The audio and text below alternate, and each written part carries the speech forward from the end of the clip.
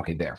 So before we proceed with our discussion, let me answer first the questions in our chat box. So there were several questions. First is there was a question with regard to a law regulating online gambling. So the question was whether the law may be challenged on the basis of overbreadth doctrine. So the answer is no, because according to Supreme Court in Southern Hemisphere versus Anti-Terrorism Council, both the void for vagueness and overbreadth doctrine can only be used in order to challenge facially laws involving rights to free speech and as well as the other cognate rights. So this includes religious freedom, right to association. So laws which do not have any relation to the freedom of expression and the other cognate rights cannot be challenged on the basis of overbreadth doctrine. Okay, so there's also another question when it comes to the rounding up and the expulsion from the city limits of indigenous peoples, so Bajau. Okay, so the question was whether it violates the equal protection of the law, particularly being discriminatory against the indigenous peoples.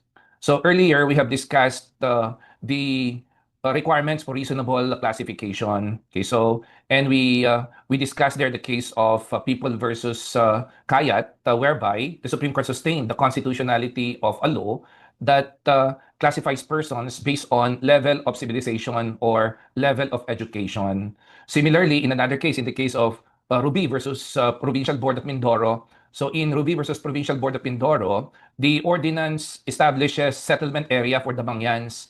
So under the ordinance, the Mangyans are only allowed to stay in the settlement area. They cannot go beyond the settlement area.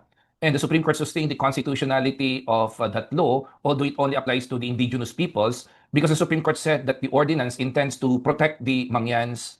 So the Supreme Court noted that the Mangyans are not yet ready to be assimilated to the civilized community. So the ordinance requiring the settlement area of the Mangyans is intended to protect protect the indigenous peoples and to preserve their identity. So in preparation for their eventual assimilation to the more civilized members of the community. So similarly, the rounding up of the indigenous peoples begging in the city and the return of these indigenous peoples to their home province is intended to protect them so that they may not be used for illegal activities in the cities because they are not yet ready to be assimilated to the more civilized members of the community. Okay, so I think there is another one. I'll just look for the question. Okay, so there's also a question on the nature of Article 2 of the Constitution. So the Constitution is intended to be a guide for governmental action. So the objective of the Constitution is to lay down principles. That's the reason why there are some provisions of the Constitution which are not self-executing but only intend to provide a basis for legislative action, for flexibility. Because if everything is provided for in the Constitution, it will prevent flexibility. So remember earlier in the case of Marcos versus Manglapus, the Supreme Court said that not every problem or not all problems are addressed in the Constitution. There are also problems which are dependent on the interplay of the political forces of the state. Again, this is intended for flexibility. Okay, but of course, when it comes to the fundamental civil and political rights of the people, it is imperative that these civil and political rights must be self-executing and must not depend on the enactment of enabling legislation. Otherwise, the Congress can conveniently defeat mandatory constitutional provision by refusing to issue the enabling legislation. So there's also a question on the policy on political dynasty. Remember, under Section 26 of Article 2, the Constitution in no uncertain terms expressly declares political dynasty as prohibited by the Constitution.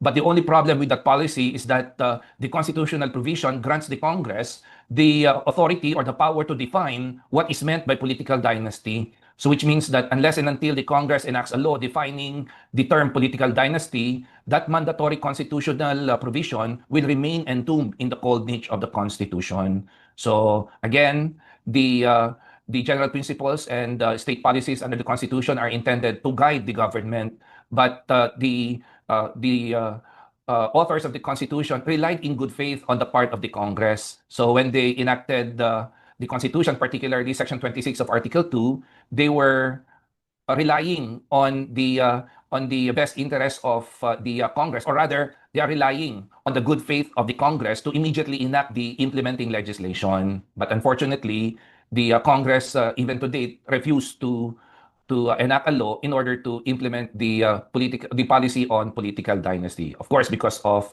selfish interests. Okay, so let's proceed with our discussion then. Earlier, we said that the Constitution prohibits unreasonable search, seizure, or arrest. And we learned that the reasonableness or unreasonableness of search, seizure, or arrest does not solely depend on the presence or absence of a warrant, because there may be instances when search, seizure, or arrest is effected by virtue of a warrant and yet unreasonable. Again, example would be Stonehill versus Jokno. Similarly, there may be instances when the search, seizure, or arrest is effected without a warrant and yet reasonable, because the rules of court, laws allow warrantless arrest and warrantless searches. So let's first discuss the valid warrantless arrests.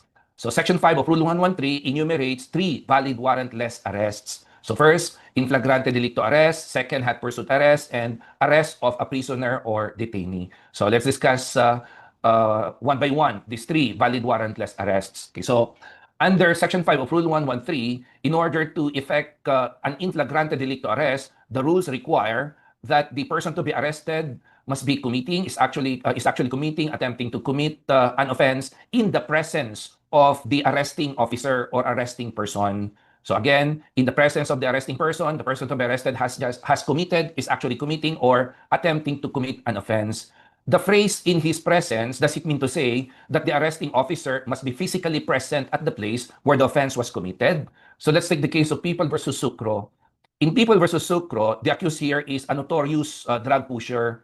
So the police officers conducted a stakeout operation in order to observe the activities of the accused. So a police officer was assigned to observe the activities of the accused. So the police officer hid inside a house across the street where the accused was conducting his illegal trade. So about 2 to 3 meters away, according to the Supreme Court. So within that distance, the police officer saw the accused talk with a third person. Within that distance, the police officer saw the accused went inside a chapel. And within that distance, the police officer saw the accused took an object inside the chapel. Within that distance, the police officer saw the accused handed that object to the third person. And within that distance, the police officer saw the third person handed money to the accused.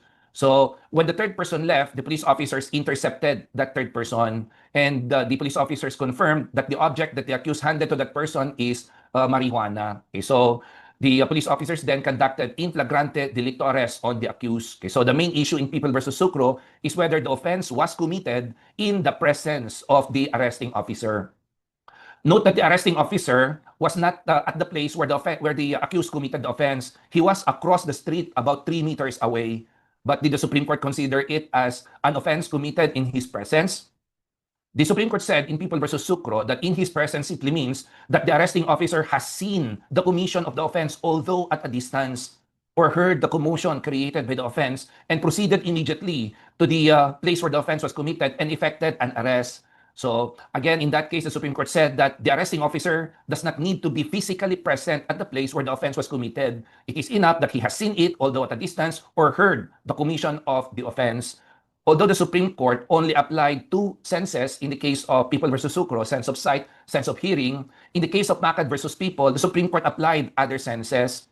Macad versus People happened in the Mountain Province. So for those who are familiar with the area, in the Mountain Province, public utility vehicles also use the top portion of the vehicle in order to load cargoes and passengers. At the time that the incident happened, a police officer in civilian clothes, because he was about to report for work, he was not yet in uniform, was sitting on the top of the vehicle. The accused here also wanted to board the same vehicle, and he also wanted to sit on the top of the vehicle. But he was carrying a bag. The Supreme Court described the bag as sagada bag, a bag made out of cloth. So for the accused to be able to climb the top of the vehicle, he needs to toss his bag on the vehicle. So the accused threw his bag on the top of the vehicle. In his desire to help the accused, the police officer catch the bag. So he caught the bag. By catching the bag, the police officer was able to feel the contents of the bag. Based on feel, the police officer concluded that the bag contained a brick. And because the bag was made out of cloth, the police officer was able to smell the contents of the bag. Based on smell, the police officer concluded that the bag contained marijuana. So based on the sense of touch and sense of smell, the police officer concluded that the bag contained a brick of marijuana. So can the police officer effect an in flagrante delicto arrest even if the police officer did not actually see the contents of the bag? Answer is yes, because the offense was committed in his presence. Although he did not see the contents of the bag, he was able to feel it, he was able to smell it. So he applied his sensory perception. So in order that the offense was committed in the presence of the arresting officer must have observed the commission of the offense through the use of his senses. Okay, so again, that's in flagrante delicto arrest. Ordinarily, in flagrante delicto arrest is effected immediately while the accused is committing or attempting to commit an offense. In flagrante delicto arrest cannot be effected anymore if the accused is no longer committing or attempting to commit an offense. Okay, so that is the general rule. However, the Supreme Court said in Umil versus Ramos, there is an exception to that general rule because in Umil versus Ramos, the petitioner here was involved in a shooting incident. Okay, so he was involved in a shooting incident with police officers. So the accused here was a member of the Communist Party of the Philippines, not NPA as well. So before, CPP and PA were declared as subversive organizations, and under the subversion law, membership in these organizations is a crime prohibited. Okay, so the petitioner was wounded during the shooting incident, so he was rushed to a hospital in Quezon City. So a day later, a day after the shooting incident, police officers went to the hospital, and the accused was arrested while lying on the hospital bed.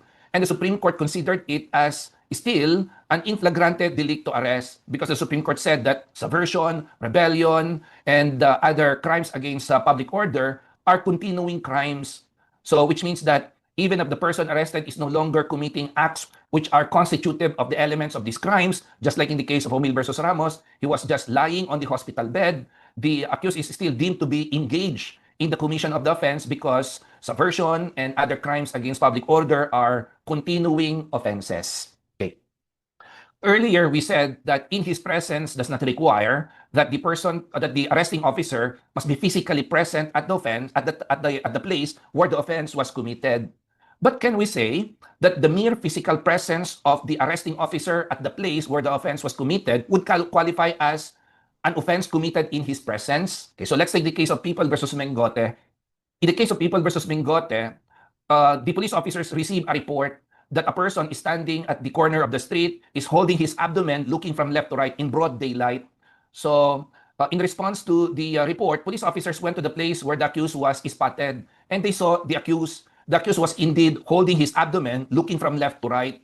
So the police officers arrested him, and the police officers searched his outer clothing, which resulted in the discovery of an unlicensed firearm tucked inside his waist, which was stolen several days ago. So will that qualify as in flagrante delicto arrest? So first question is the accused committing an offense? Definitely, he is committing an offense because possession of unlicensed firearm is a crime. Okay, so the police officers were physically present at the place where the accused was committing the crime. So does that qualify as offense committed in the presence of the arresting officer? Supreme Court said no. When the police officers were physically present, they did not know that the accused was committing a crime. The only time that the police officers discovered that he was committing a crime was after he was searched. So again, the mere physical presence of the police officer at the place where the offense was committed did not qualify as an offense committed in their presence, because for an offense to be committed in the presence of the arresting officer must have observed the commission of the offense through the use of his sensory perception. Mere physical presence of the arresting officer at the place where the offense was committed is not enough. Okay. So let's take the case, or let's take the second warrantless arrest, hot pursuit arrest. In order to effect a hot pursuit arrest, there are two conditions. First, the offense has just been committed. And secondly, there must be continuity in the events from the commission of the offense to the arrest of the accused. Okay, so in the case of Go versus Court of Appeals, this is a road rage incident. Okay, so the incident happened in San Juan. So because of traffic altercation, the petitioner here shot the occupant of the other vehicle, Eldon Magwan. Okay, so witnesses who saw the incident were able to give the description of the assailant. And the witnesses were also able to get the plate number of the vehicle which was used the assailant to escape. So the physical features described by the witnesses of the one who committed the offense were consistent with the physical features of the petitioner. And the plate number of the vehicle which the assailant used to escape was registered under the name of the wife of the petitioner. 6 days after the shooting incident, the petitioner dropped by the San Juan Police Station in order to verify whether he is the subject of manhunt operation. So the petitioner said, "Sir, I heard in the radio that you were looking for me. So may I inquire why?" Okay, so at that instance, the San Juan police officers arrested the petitioner, invoking hot pursuit arrest. So the Supreme Court said that the arrest of the petitioner does not fall under hot pursuit arrest because the offense cannot be considered as has just been committed. The Supreme Court said that the phrase has just been committed connotes a high degree of immediacy. The lapse of 6 days from the commission of the offense to the arrest of the accused cannot by any stretch of imagination qualify as has just been committed because of the sufficient lapse of time. Okay, so again, the first requirement in order to effect hot pursuit arrest is that the offense has just been committed. But supposing the offense was committed in the afternoon and the arrest was effected in the evening of that same day. So by those facts alone, will that qualify as hot pursuit arrest? So let's take the case of People versus Rodriguez, and let's take the version of the police officers of the incident. According to the police officers, a police officer was assigned to conduct a test buy. So test buy is not buy bus. Test buy is only intended to confirm that the target of the activity is indeed engaged in illegal activity. So the police officer who was assigned to do a test buy went to the house of the accused 5 p.m. Okay, and he was able to buy several sticks of marijuana from the accused. After the confirmation of the illegal transaction, after the consummation of the illegal transaction, the police officer left and he went back to the police precinct. He reported the matter to his superior. So the police officer said, "Sir, positive. I was able to confirm that the target was indeed engaged in selling marijuana." So the superior said, "Good job. We're going to arrest him this afternoon. I'm going to form an arresting team and let's go to his house late this evening." So at 10 o'clock in the evening, the police officers went to the house of the accused, and while the accused was sleeping, the police officers arrested him.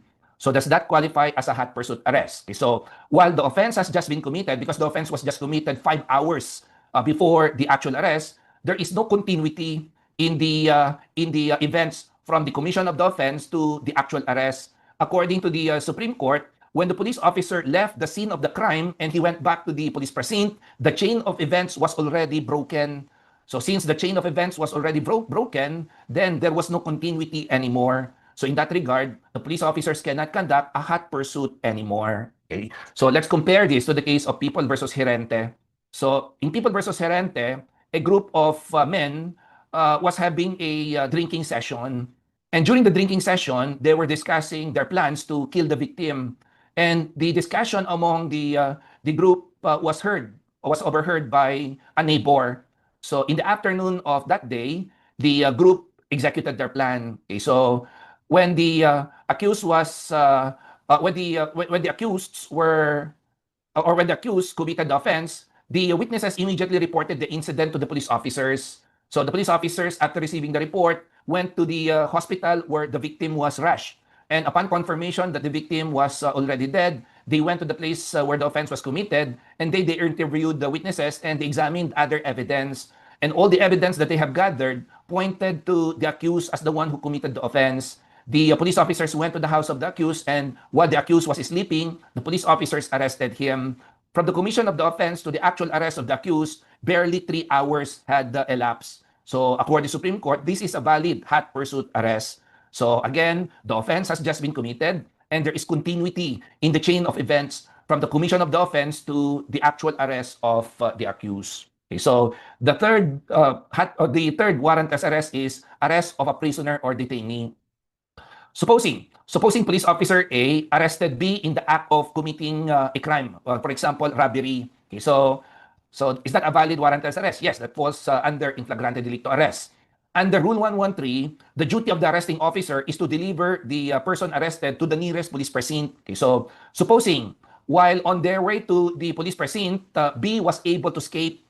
Supposing the police officer did not pursue him anymore, and since the police officer knew where the person arrested earlier was residing, the police officer went to his house and waited for him, and there he was arrested. And when the person arrived at his house, the police officer arrested him. So does that qualify as a hot pursuit? Not anymore, because again, there is a break in the chain of events.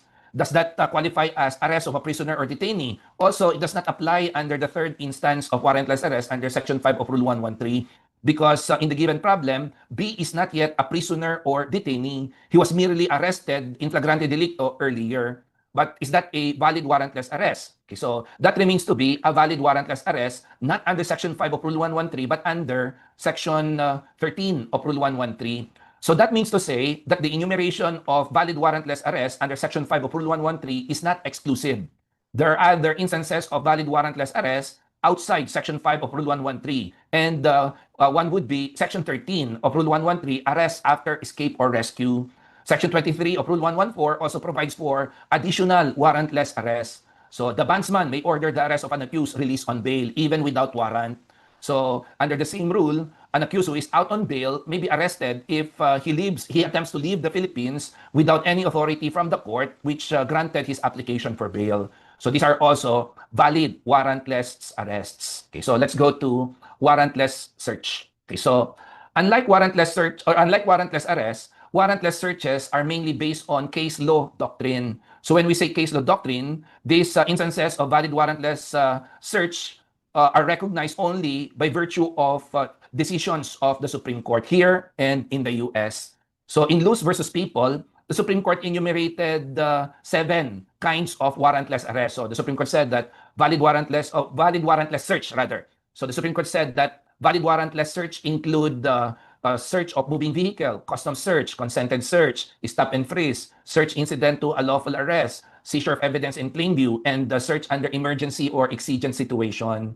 But the enumeration of the Supreme Court in Luz versus People is not exclusive, because aside from the 7 instances of warrantless searches, there are also other valid warrantless searches not included in the list. So for example, airport search is also a valid warrantless search. Checkpoint search is also a valid warrantless search. Search of buildings in the implementation of the building code, also a valid warrantless search. So again, the enumeration of valid warrantless searches in Luz versus People is not exclusive. So let's discuss one by one these valid warrantless searches, and let's start with stop and frisk. Okay, so stop and frisk is also known as Terry search. It is called Terry search because it was first applied by the U.S. Supreme Court in the case of Terry versus Ohio.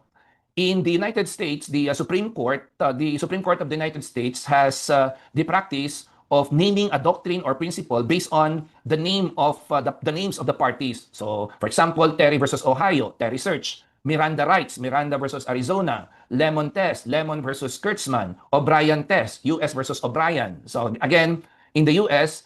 Supreme Court had that practice of naming a doctrine or principle based on the name of the parties. Okay, so let's discuss Terry versus Ohio in order to understand stop and frisk search. In Terry versus Ohio, the police officer who conducted the warrantless search was Detective McFadden of Cleveland Police. Detective McFadden had been a police officer for 39 years. He had been a detective for 35 years, and he had been patrolling the area where he spotted the group for 30 years. So that only shows that Detective McFadden is a seasoned police officer. And that also shows that Detective McFadden is very familiar with the persons and the activities in the area. So one afternoon, while Detective McFadden was conducting a routine patrol in plainclothes, he spotted Terry and Chilton. Okay, so Detective McFadden stopped and observed the activities of Terry and Chilton because both are new faces to him. So according to him, that was the first time that he saw Terry and Chilton in the downtown Cleveland area. So he stopped to observe the activities of Terry and Chilton. And according to Detective McFadden, they were behaving oddly. So because according to Detective McFadden, they've been walking to and fro in the same direction. And whenever they are in front of the store, they will look into the window of that store. And according to Detective McFadden, they did it 12 times apiece, meaning 24 times. They were walking to and fro in the same direction, and they will always look into the window of that store. According to Detective McFadden, based on his experience, training and experience as police officer, this group is planning to rob that store. So Detective McFadden wanted to conduct further investigation. So he approached the group. He introduced himself. So Detective McFadden said, "Gentlemen, I am Detective McFadden, and may I know your name?" So Terry and Chilton did not give their name. So at that instance, Detective McFadden spun Terry around, and he patted the outer garments of Terry, and he found a revolver inside the overcoat pocket of Terry. He did the same thing to Chilton. He found another firearm in the overcoat of Chilton. So the main issue in Terry versus Ohio is the admissibility in evidence of the two revolvers confiscated from Terry and Chilton. And the US Supreme Court said that this is a valid warrantless search. And the Supreme Court called it stop and frisk. Why stop and frisk? Because the Supreme Court said that when Detective McFadden approached Terry and Chilton, he did not arrest them. He merely stopped them for further investigation. So the Supreme Court distinguished stop for further investigation from arrest. So Supreme Court said Detective McFadden did not arrest them. He only stopped them for further investigation. And the Supreme Court also said that Detective McFadden did not conduct an extensive search. He only frisked the outer garments of Terry and Chilton. Thus the term stop and frisk. So the term stop was used in order to distinguish it from arrest. The term frisk was used in order to distinguish it from extensive search. So in the case of Malacad versus People, or the Malacad versus Court of Appeals, the Supreme Court said that stop and frisk search is intended to achieve two objectives. First, it is intended as an effective crime prevention and detection. And secondly, for the more personal interest of safety and protection of the investigating officer. So based on that, the Supreme Court said that a valid warrantless search under stop and frisk is only limited to the body of the person investigated and his outer clothing, nothing more. So that's the extent of permissible warrantless stop and frisk. So let's go to stop and search. In the case of Posadas versus Court of Appeals, the Supreme Court said that stop and search is akin to stop and frisk. So when we say akin, it is related but not the same as stop and frisk. Okay, so in stop and frisk, the Supreme Court said that the searching officer does not need to have probable cause to believe that the person to be searched is committing a crime.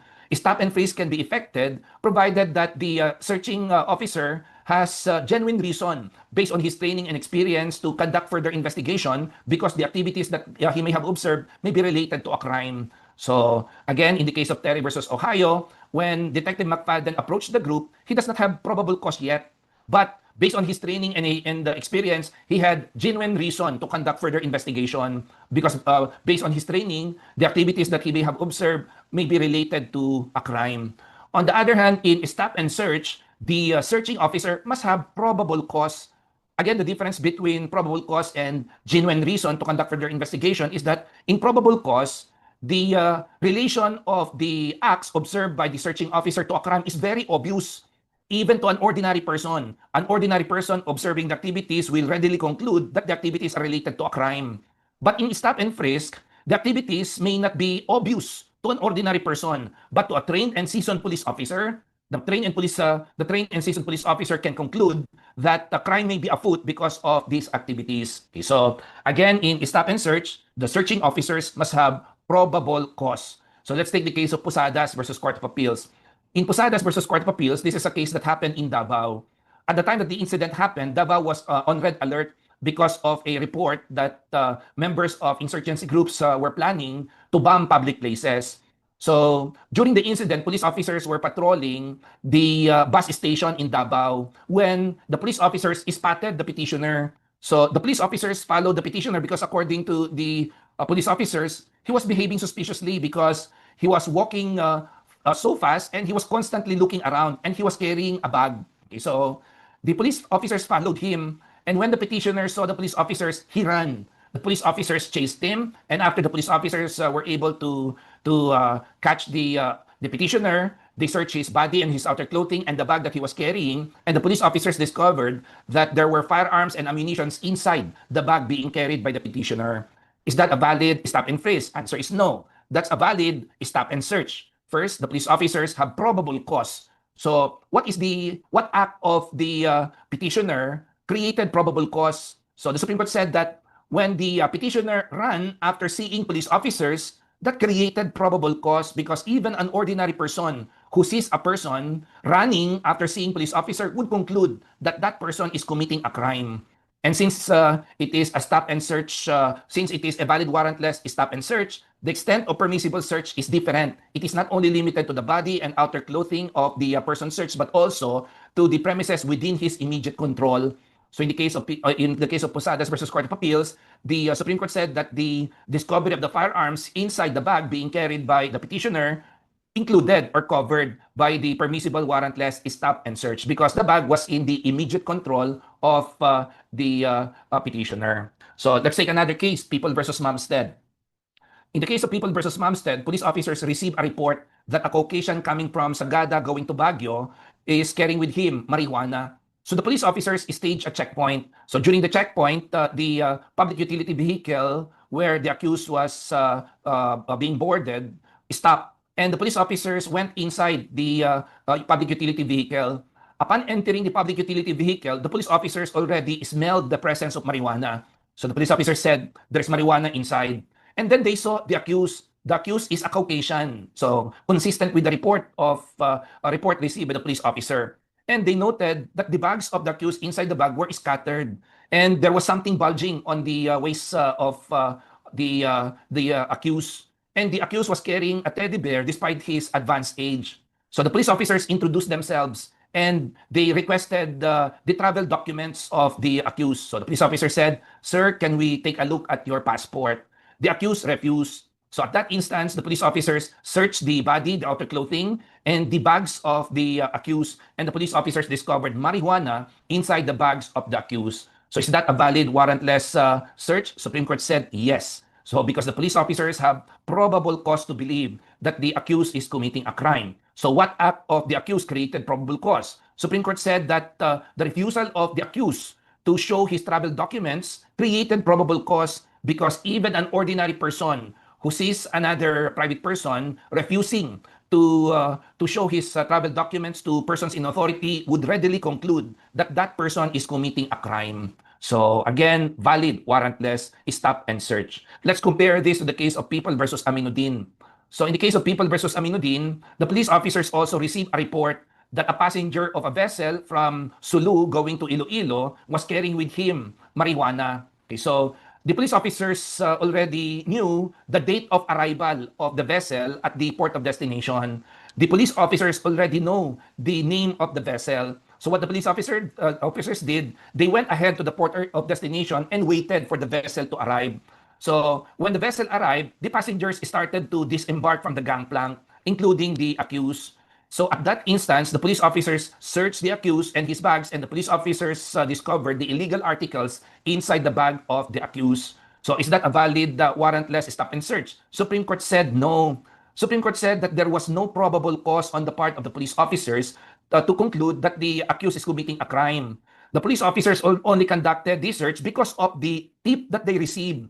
So probable cause as a basis of warrantless search must be based on the personal knowledge of the searching officer, not only from second-hand information. According to the Supreme Court, outside the tip that the police officers received, the police officers do not have any basis to conduct a search. It was the furtive finger that gave away the accused. So meaning it was only the report that gave away the accused, nothing more. So in that regard, the Supreme Court declared the discovery and the seizure of the illegal articles from the accused as invalid because it violates his rights under Section 2 of Article 3. Okay, so let's go to another valid warrantless search. Search incident to a lawful arrest. So this kind of warrantless search requires an arrest prior to the search. So, and the sequence cannot be reversed. Okay, so in the case of Malacat versus Court of Appeals, a police officer according to the police officer, he was observing the activities of a group of young boys in Plaza Miranda in Quiapo. So, and then according to the police officer, he was about to approach the group.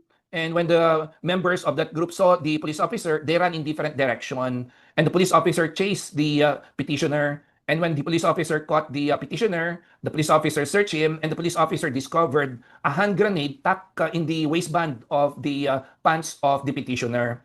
So is that a valid warrantless search incident to a lawful arrest? Supreme Court said no. Again, in order to effect search incident to a lawful arrest, there must be a lawful arrest that preceded the search. the sequence cannot be reversed. So in the case of Malacad versus Court of Appeals, the Supreme Court said that the search happened first, or rather that the arrest happened, search incident to a lawful arrest requires search first before the arrest. Okay, so let me clarify that. Search incident to a lawful arrest, the search must be conducted before the again, let me clarify it again. Search incident to a lawful arrest requires a lawful arrest that precedes the search, and the sequence cannot be reversed. There must be a prior arrest before the search. In the case of Malacad versus Court of Appeals, the Supreme Court said that the search happened first before the arrest. So in that regard, it cannot qualify as a search incident to a lawful arrest. Okay. So again, there must be a lawful arrest that precedes the search, and the sequence cannot be reversed. Okay, so, and can we say that arrest simply means apprehension for violation of a penal law? So can we say that all apprehensions for violation of penal law amount to an arrest, and therefore search effected thereafter is a valid warrantless search incident to a lawful arrest? So to answer that, let's take the case of Luz versus People. In the case of Luz versus People, the incident happened in Naga. So, and the law involved there was an ordinance, traffic ordinance. So, in that ordinance, it is provided that persons riding motorcycles are required to wear helmet. And there is a penalty for violation of the traffic ordinance. Penalty, fine. Okay, so, the accused here was arrested for violation of the traffic ordinance because he was riding a motorcycle without a helmet. So can we consider the apprehension of the accused for violation of the traffic ordinance as an arrest in order to effect a warrantless search as an incident thereto? Supreme Court said that arrest means that the accused was apprehended for violation of a penal law punishable by imprisonment regardless of the duration. According to the Supreme Court, if the penalty for the offense committed is only a fine, apprehension for violation of that penal law does not amount to an arrest. So again, in order that apprehension for violation of penal law to be considered as an arrest, the penal law must be punishable by imprisonment. Otherwise, it cannot qualify as an arrest. Okay, so likewise, the Supreme Court said that roadside questioning for traffic violation is not an arrest, because arrest presupposes that the restraint on the liberty of the person apprehended is more or less indefinite or permanent. Because under Section 1 of Rule 113, the objective of placing a person under arrest is that so that he may be placed in the custody of the law to answer for the criminal offense. So which means that the restraint on the liberty of the person is more or less permanent or indefinite.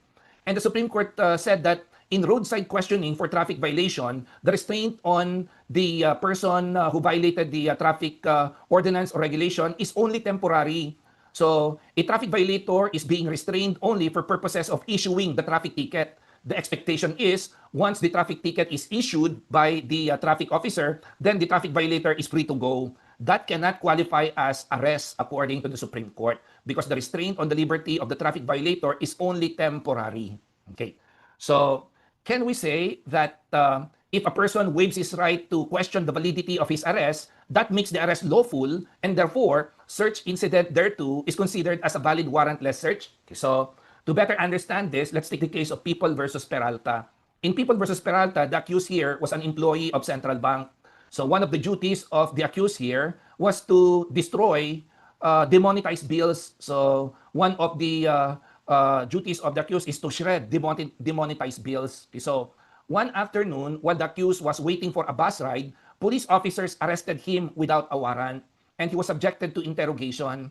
According to the police officers, during the interrogation, they were able to find several pieces of perforated notes inside the wallet of the accused. Perforated notes are bills which are supposed to be shredded. Okay, so the police officer found several pieces in possession of the accused. Okay, so in that regard, the accused was charged and he was charged of theft. Okay, so and under the rules of court applicable at the time, any objection or any question on the validity of the arrest must be raised before arraignment. Okay, so before entering a plea. In the case of People versus Peralta, the accused entered his plea of not guilty without challenging the validity of his arrest. So that means he cannot question the validity of his arrest anymore.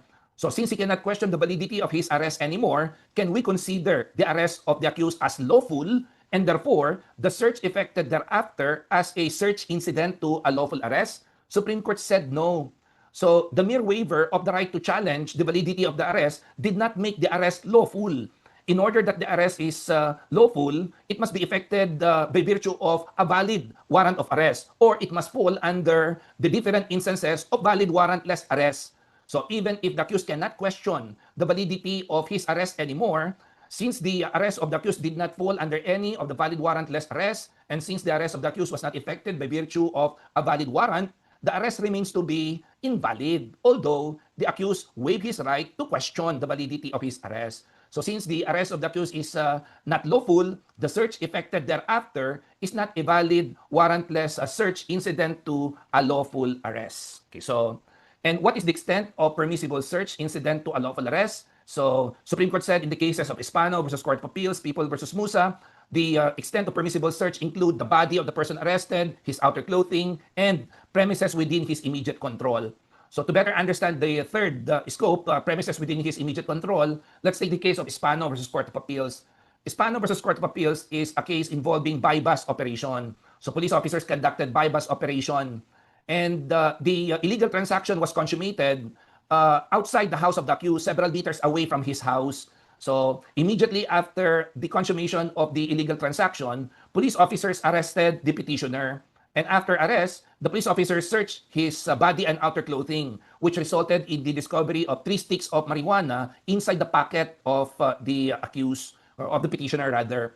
And since the house was several meters away, the police officers extended the search inside the house of the petitioner, and the police officers also found several sticks of marijuana, 10 sticks of marijuana inside the house of the petitioner. So are the 13 cellophanes or sticks of marijuana valid warrantless search as an incident to a lawful arrest? Supreme Court said not all. Supreme Court said that only the 3 sticks of marijuana found inside his pocket. So because it was found inside his outer clothing, the 10 cellophanes, 10 sticks of marijuana found inside his house not covered by warrantless search incident to a lawful arrest anymore, because the house is not within his immediate control because he was outside his house, said the Supreme Court. Okay.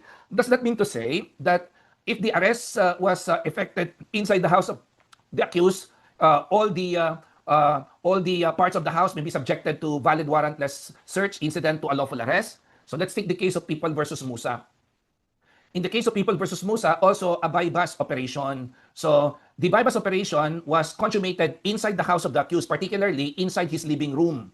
So immediately after the consummation of the illegal transaction, the accused was placed under arrest. So in flagrante delicto arrest. So he was arrested in the living room. And the police officer from the living room looked around, and they saw a plastic hanging in the kitchen. The kitchen was about 3 to 5 meters away. So the police officers asked the accused, what does that plastic contain? The accused did not answer. The police officer went to the kitchen, took the plastic, opened it. Police officer discovered that the plastic contained marijuana. So is that a valid warrantless search incident to a lawful arrest? Supreme Court said no, because the kitchen is not within the immediate control of the accused anymore. So what does immediate control mean? According to Supreme Court, immediate control means within the reach of the accused. So premises which are subject to warrantless search incident to a lawful arrest are only limited to areas within the reach of the accused. Because the Supreme Court explained that the 2 purposes of search incident to a lawful arrest is first, to prevent the person arrested from getting hold of any dangerous object that he can use against the arresting officer.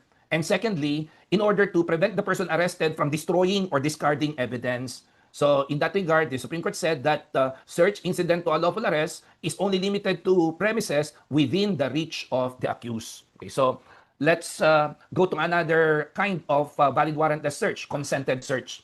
In the case of Luz versus People, so again, in the case of Luz versus People, the accused was apprehended for violation of traffic ordinance, which requires wearing of helmet when riding a motorcycle. Okay, so since the accused was apprehended near the police precinct, the police officer instructed the accused to go inside the police precinct and to wait for him in the police precinct while he's preparing the traffic ticket. So while preparing the traffic ticket, the police officer noted that the accused was constantly looking inside his pocket. So at that instance, the police officer said, "What is that you're looking inside your pocket?" And then the police officer directed the accused to take out everything inside his pocket and to put all the things inside his pocket on the table. So the accused followed without any objection. He took out all the objects inside his pocket and he placed them on the table. And one of the objects that the accused placed on top of the table was an object wrapped in tin foil. Police officer took that object, opened it, shabu. So can we consider it as valid consented search? Supreme Court said no. According to the Supreme Court, in order that a consented search may be effected, there are conditions.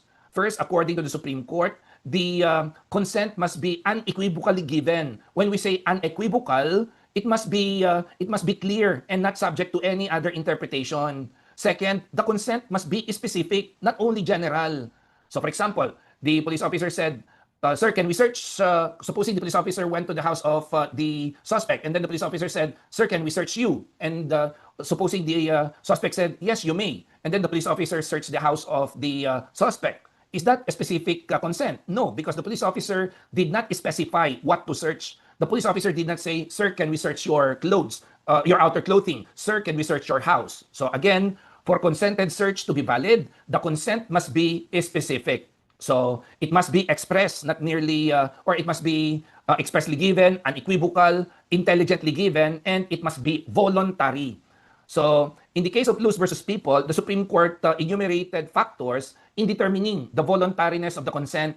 So the Supreme Court said that voluntariness of the consent may depend on the age of the person searched or the age of the person consenting. So whether the person consenting was in a public place or secluded location, whether the person consenting, whether the person objected to the search or just passively looked on, the education and intelligence of the person consenting, the presence of coercive police procedure, the person's belief that no incriminating evidence could be found, the nature of the police questioning, the environment in which the questioning took place, and possibly the vulnerable subjective state of the person consenting. So the Supreme Court said that the mere following of an order without any objection does not automatically mean consented search, because the voluntariness of the consent must depend on the factors that we have just enumerated a while ago. So again, that is consented search. So let's go to another case involving consented search. Let's discuss the case of People versus Ocochlane. In People versus Ocochlane, the accused here is an English-Irish national. He is an educated man and he is well-traveled. Okay, so his wife is a Filipino citizen. So the accused was in a small airport terminal in Lawag in the northern part of Luzon. Okay, so he was about to fly to Manila. Okay, so through airlines. Okay, so before he entered the airport terminal, he was seen smoking. Okay, so he was smoking in the parking lot of the airport terminal. An airport personnel who was then on break saw the accused smoking at the airport terminal. And while the accused was smoking, the airport personnel said that he smelled marijuana. Okay, so the accused, after smoking in the parking lot of the airport terminal, went inside the airport. Okay, so he went through the routine inspection. He passed through the metal detector machine. He placed his bags inside the conveyor for x-ray, uneventful. So nothing happened.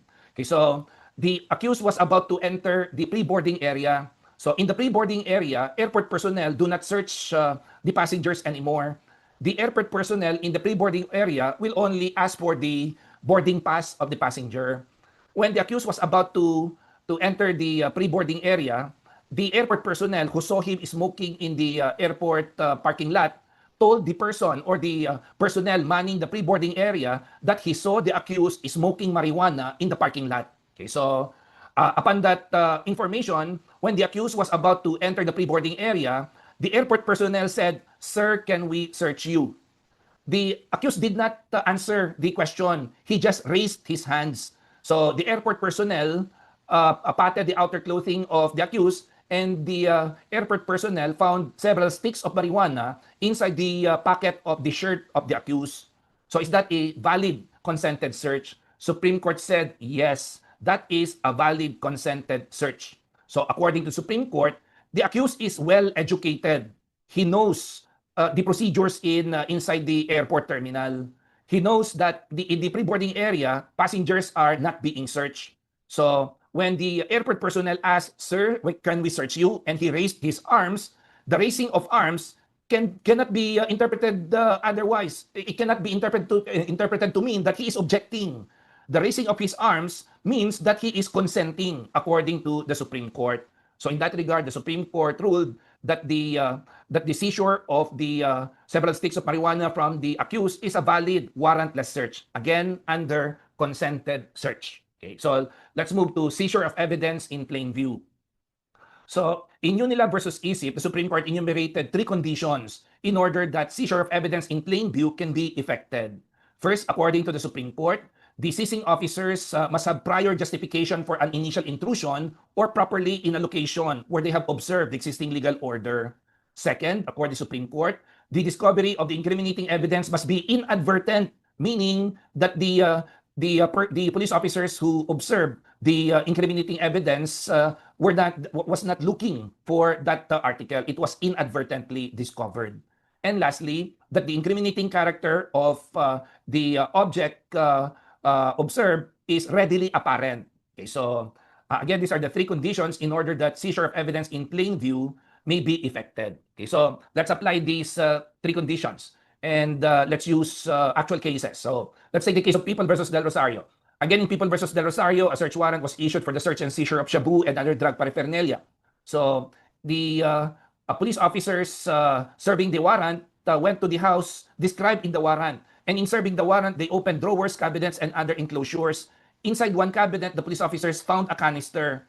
Thinking that the canister contained shabu and other drug paraphernalia, police officers opened it and they were surprised to find an unlicensed firearm inside the canister. So is that a valid warrantless seizure of evidence in plain view? So let's apply the three conditions. First, do the police officers have prior justification for an initial intrusion?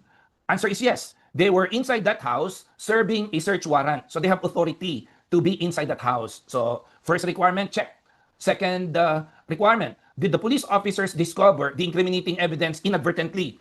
Yes, they discovered it inadvertently because they were not looking for unlicensed firearms. They were looking for shabu and other drug paraphernalia. They accidentally stumbled upon the incriminating evidence inadvertently. So, of course, unlicensed firearm is incriminating. Okay, so the mere observance of this object will readily yield the a conclusion that it is illegal. Okay, so can the police officers now search or seize the evidence in plain view? Supreme Court said no, because the Supreme Court said that the police officers did not discover the evidence without searching. So in order that a plain view doctrine may be effected, plain view justifies the seizure, meaning that the incriminating object must be in plain sight. Supreme Court said that the incriminating object was found inside a canister, inside a cabinet. Therefore, it was not in plain sight. Okay, so let's take another case in the case of People versus Musa. Again, bypass operation. After the bypass operation, the police officers look around and they, from the living room where the accused was arrested, they saw a plastic hanging in the kitchen. The plastic is opaque plastic, meaning it does not pass through, light does not pass through the plastic. Okay, so the police officer asked the accused, what does that plastic contain? The accused did not answer. Police officers went to the kitchen, opened the plastic. Police officers saw or discovered marijuana inside the plastic. So, is that a valid seizure of evidence in plain view? Supreme Court said no, because the marijuana was not in plain view. What was in plain view was the plastic. The police officers did not even know the contents of the plastic. So, therefore, they cannot effect a seizure of evidence in plain view. Okay. So, let's take the case of Unila versus ESIP. In Unila versus ESIP, the police officers here were serving a search warrant for the search and seizure of fake Rebicon products. So they went to the warehouse described in the warrant. According to the NBI agents, upon entry into the warehouse, they saw in open display cases of disodrine products, okay, so which are also being manufactured by the petitioner. So the NBI agent seized the disodrine products because they were openly displayed. So, is that a valid seizure of evidence in plain view? Supreme Court said no. So, again, let's apply the three conditions. Were the NBI agents properly in a location where they have observed the existing legal order? Answer is yes. They were in the warehouse in order to serve the search warrant. Did they discover the incriminating evidence without searching? Check, because the disodrine products were openly displayed. So the NBI agents discovered this evidence without opening anything or conducting any further search. Okay. How about the third? Is there any or the display of disodrine products? does it produce the conclusion that it is incriminating, or is the incriminating character of disodorant products readily apparent? Supreme Court said no, there is nothing wrong with the display of these objects because these are not prohibited. So Supreme Court said that when the NBI agents seized the disodorant products, they did not even know that these are fake products. They only discovered that they are counterfeit products when the laboratory examination came out that the specifications of these products do not conform to the specification of genuine products. So again, in order to effect seizure of evidence in plain view, the incriminating character of the evidence seized must be readily apparent. And the term readily apparent, what degree of evidence should be applied? Supreme Court said in Unila versus Isip, only probable cause. So it must be based on probable cause. Based on probable cause, the law enforcement officers who observed the object must have concluded that the object that they have observed is subject to seizure or contraband. Okay, so let's go to another valid warrantless search, airport search. So again, People versus Ococh Lane. So in People versus Ococh Lane, the accused went through the routine inspection in the airport terminal. He went through the metal detector machine. He went through the X-ray machine. Okay, so, and uneventful, meaning the airport personnel did not find anything. So the several sticks of marijuana were only discovered when the airport personnel searched him at the pre-boarding area. So is that a valid airport search? Supreme Court said no, that is not a valid airport search, although it is a valid consented search. Why is it not a valid airport search? Because the Supreme Court said that airport search is only limited to routine inspection. So when we say routine inspection, all persons inside the airport terminal should go through that kind of inspection. So routine inspection, again, is passing through the metal detector machine, the placing of the bags and other objects in the conveyor for X-ray. That's routine inspection. So since the search in the pre-boarding area is not routine anymore, then it is not part of airport search. Okay, so, and the Supreme Court said that airport search is based on contract. So the authority of airport personnel to conduct warrantless search in airport terminal is based on contract of carriage. So under the law, all contracts of carriage must contain a stipulation that the passenger will submit himself or herself to routine inspection inside the airport terminal. Okay, so again, it is based on contract. So since it is based on contract, can it be rescinded by the passenger anytime? So supposing the passenger places his bag inside the places his bag on the conveyor for X-ray, and then the airport personnel said, "Sir, we saw something inside the bag. Can we open it?" Can the passenger say, "No, do not open it because I am rescinding the contract of carriage. I am not going to fly anymore, but I am not allowing you to search my bag." Is that allowed? Supreme Court said, no, that's not allowed. While search inside the airport terminal is based on contract, it can only be rescinded, meaning the passenger can only refuse to be searched on the ground that he is rescinding the contract of carriage before he subjected himself to the routine inspection. So before that, he can still back out anytime. So he can still rescind the contract of carriage and refuse to be searched before submission of himself and his bags to routine inspection. Once the passenger already went through the routine inspection, he cannot back out anymore. So the passenger cannot say, "I am not allowing you to open my bag," if he has already gone through the routine inspection. Because to allow the passenger to do that, according to the Supreme Court in People versus Ococh Lane, that would be a fertile ground for terrorist groups. They will test the security of an airport terminal in the hope that they will not be apprehended. Okay, so anyway, if they will be apprehended, they can back out anytime. Supreme Court said that is not allowed. Otherwise, would-be terrorists can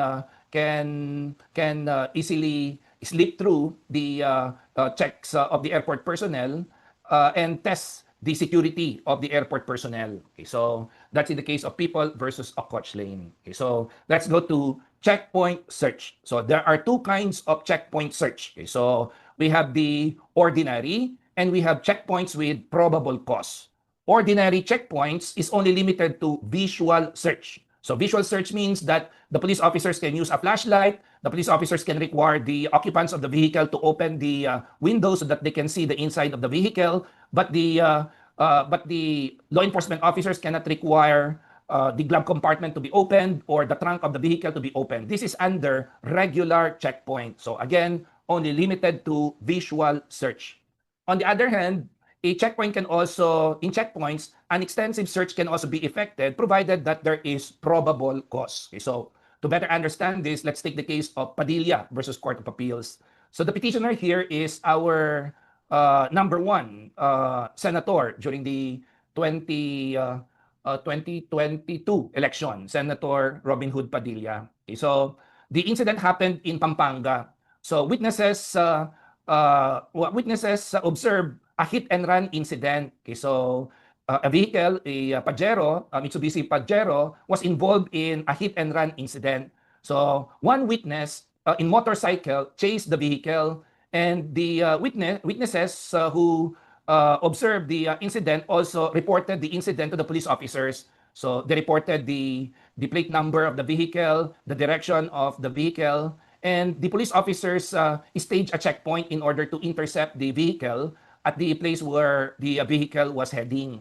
So when the vehicle, which was involved in the incident, was approaching the checkpoint, the police officers noted that there was a dent on the hood of the vehicle, and the lights of the vehicle were hanging. Okay, so meaning, based on the appearance, the police officers already concluded that it was involved in a traffic accident or in an accident. Okay, so the police officers stopped the vehicle. They ordered the person driving the vehicle to get out, and they were surprised to discover that the driver was Senator Padilla. So the police officers conducted an extensive search on the vehicle, and the police officers found several firearms and ammunitions inside the vehicle.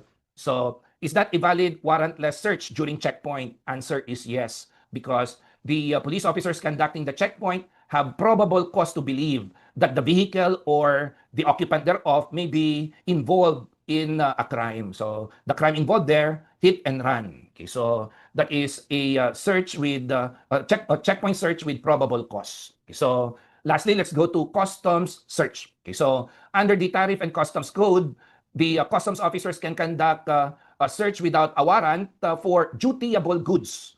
So for as long as the correct taxes and duties are not yet paid, customs officers can conduct searches and seizure even without a warrant, even if the goods were already taken out from the customs premises, even if the goods were already placed inside warehouses and other compartments, provided that it is not yet placed inside a dwelling or a house.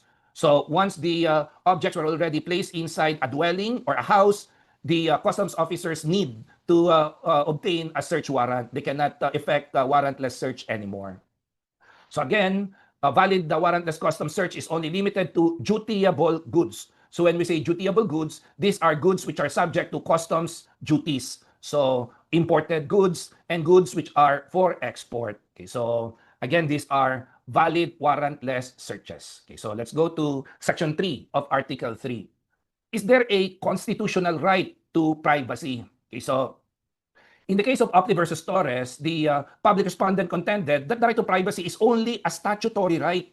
So according to the respondent executive secretary, there is no provision in the Constitution that guarantees the right to privacy. So did the Supreme Court agree? Supreme Court said no. So in Opley versus Torres, the Supreme Court cited Griswold versus Connecticut. Griswold versus Connecticut is a landmark case in the US. This is a case involving a law that prohibits contraceptives. Okay, so the petitioner here was charged and convicted. The petitioner in Griswold versus Connecticut was a physician. He was charged and convicted for violating that law, which prohibits advice or the opinion on contraceptives, because he advised his clients to take contraceptives. Okay, so similarly, the issue in Griswold versus Connecticut is whether there is a constitutional right to privacy. And in Griswold versus Connecticut, the US Supreme Court said that specific guarantees in the Bill of Rights have penumbras formed by emanations from these guarantees that help give them life and substance. Various guarantees create zones of privacy. So the US Supreme Court said that the First, Third, Fourth, Fifth, and Ninth Amendment of the US Constitution created zones of privacy. Similarly, in the case of Opley versus Torres, the Supreme Court identified different provisions of the 1987 Constitution that created zones of privacy. According to the Supreme Court, Sections 1, 2, 3, 6, 8, 17 of Article 3 created zones of privacy. So again, the Supreme Court said that the right to privacy is protected by the Constitution, although there is no single constitutional provision that protects all the aspects of privacy. Different provisions of the Constitution created zones of privacy. Okay, so in the case of Opti versus Torres, the Supreme Court, in discussing the constitutional right to privacy, said that the concept of limited government has always included the idea that governmental powers stop short at certain intrusion into the personal life of the citizens. That is the basic distinction between an absolute and limited government. So according to the Supreme Court, in a limited government, there are areas which are off limits to the government. There are areas which the government cannot enter because these areas are protected by zones of privacy. According to the Supreme Court, the essence of the right to privacy is the right to be let alone. In the case of Ayer Productions versus Capulong, the Supreme Court said that the interest protected by the right to privacy is the unwarranted publicity of personal matters which are outside the realm of legitimate public concern. So that is the interest sought to be protected by the right to privacy. And in Opti versus Torres, the Supreme Court cited Justice Brandeis. According to Justice Brandeis, the right to privacy is the right most cherished by a civilized man. So according to Justice Brandeis, for a civilized man, the most important constitutional right is the right to privacy. Why? So it is based on human experience that whatever is becoming rare or extinct is more important. So for example, diamonds are expensive because they are rare. If there is a shortage on supply of fuel, prices go up. Again, the more scarce the resource is, it becomes more valuable or it becomes more expensive. This principle also applies to constitutional rights. So among the constitutional rights, the right that becomes narrower as society progresses, as technology advances, is the right to privacy. So, for example, during online classes, so when you were conducting online classes, sometimes your professor conduct online class inside his house. So, and there are instances when students attend online classes in their bedroom. So there is some sense of intrusion into privacy, and that becomes available or possible because of technology. So again, as technology advances, the right to privacy becomes narrower. That's the reason why the right to privacy is the right most cherished by civilized men. So in the case of Opti versus Torres, the Supreme Court said that all forces of technological age, such as industrialization, urbanization, organization, and to that we may add computerization, operate to narrow the right to privacy and facilitate intrusion into it. So again, in the case of Opti versus Torres, the Constitution guarantees the right to privacy. Different provisions of the Constitution create zones of privacy. In the case of Decini versus Secretary of Justice, as well as Vivares versus St. Teresa's College, the Supreme Court enumerated different categories of privacy. So there are three according to Supreme Court. We have informational privacy, decisional privacy, and locational or situational privacy. Informational privacy is the right to control the disclosure of personal information, while decisional privacy is the right to independence in making a certain important decision. And locational privacy is privacy in the physical space. So to better understand this, let's take examples. So again, different provisions of the Constitution create zones of privacy, which includes, of course, Section 3 of Article 3, privacy of communication and correspondence. What category of privacy is protected by Section 3? Answer is informational privacy. Okay, so Section 8, right to association, also creates a zone of privacy. What category of privacy? Decisional privacy, whether to join or not to join. The person must be let alone by the government in making that decision. The government should not interfere. Okay, so that's decisional privacy. How about right against unreasonable searches and seizure? Under Section 2 of Article 3. What category of privacy is protected by this Constitution provision? Locational or situational privacy, because it secures one's home against unreasonable searches and seizure by the government. So these are the different kinds of, or the different categories of privacy.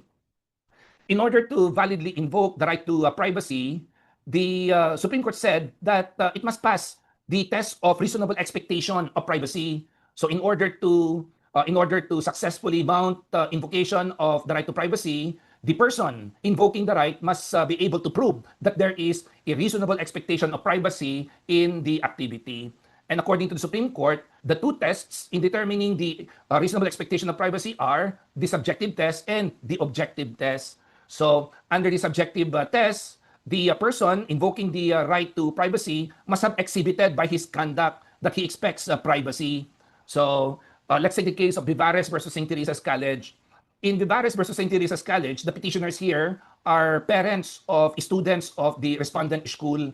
The children of the petitioners were subjected to disciplinary proceedings because they violated the rules and regulation of the school, particularly the posting of pictures in the internet in their undergarments. That is prohibited under the rules and regulation of the school. And part of the evidence used in the disciplinary proceedings were the pictures posted by the children of the petitioners in their respective Facebook accounts. The advisor of the children, the petitioners, was able to view the pictures and get a copy of the pictures by opening the Facebook account of the children of the respondents using the library computer without applying any passwords. Okay, so according to the petitioners, the advisor of their children violated the right to privacy of their children. Okay, so is that valid? So first of all, the right to privacy under Section 3 of Article 3 is a constitutional right. Therefore, it cannot be invoked against private acts. Okay, so but nonetheless, let's say, for example, for the sake of argument that it is covered by Section 3 of Article 3, did the advisor violate the right to privacy of the children of the petitioners? Supreme Court said no, because the children of the petitioners failed the subjective test. They have not shown by their conduct that they expect privacy on their pictures, because the advisor was able to view the pictures using a public computer without applying any password or passcode. That means that the setting of the Facebook accounts of the children of the petitioners was public. So in the case of Vivares versus St. Teresa's College, the Supreme Court said that in online social networking environment, the reasonable expectation of privacy is no longer or the right to privacy is no longer grounded on reasonable expectation, but rather on some theoretical protocol, sometimes known as wishful thinking. So the Supreme Court was saying that in online networking environment, the invocation of the right to privacy is wishful thinking. So because the Supreme Court discussed that in Facebook alone, there are privacy settings. And in order that a person can invoke the right to privacy in Facebook, the owner of the account must have applied the necessary privacy setting in order to avoid unauthorized access to the account. So the fact that the advisor was able to open the Facebook account using public computer without applying any passcode means that the privacy setting of the Facebook accounts of the children of the petitioners was public. And that is the nature of online social networking environment, to connect or to publicize. Okay, so again, the petitioners failed to satisfy the subjective test. Okay, so under the objective test, the expectation of privacy must be one that the society is ready to accept as reasonable. In Ople versus Torres, this is the case involving the national ID system. So President Ramos then issued an administrative order mandating national ID system in order to facilitate convenient transaction with the government. When the administrative order was challenged on the ground of the right to privacy, the public respondent contended that there is no reasonable expectation of privacy in government transaction. According to the public respondent, once an individual transacts with the government, he cannot expect privacy anymore. But the Supreme Court said no. Even if the party to the transaction is the government, there remains to be reasonable expectation of privacy.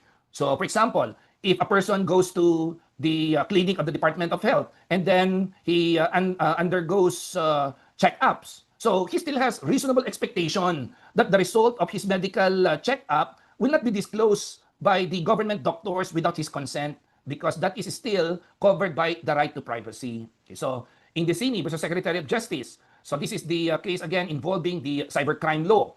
So under the law, there is a provision which allows law enforcement officers to obtain from telcos real-time traffic data.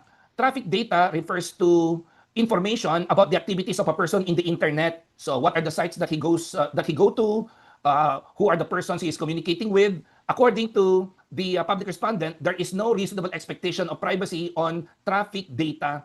So the public respondent compared traffic data in the internet to the information obtained by the Philippine Postal Corporation whenever a person sends mail through the Philippine Postal Corporation.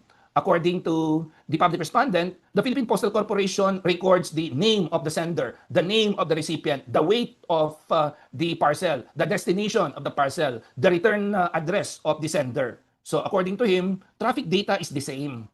So there is no expectation of privacy according to the public respondent.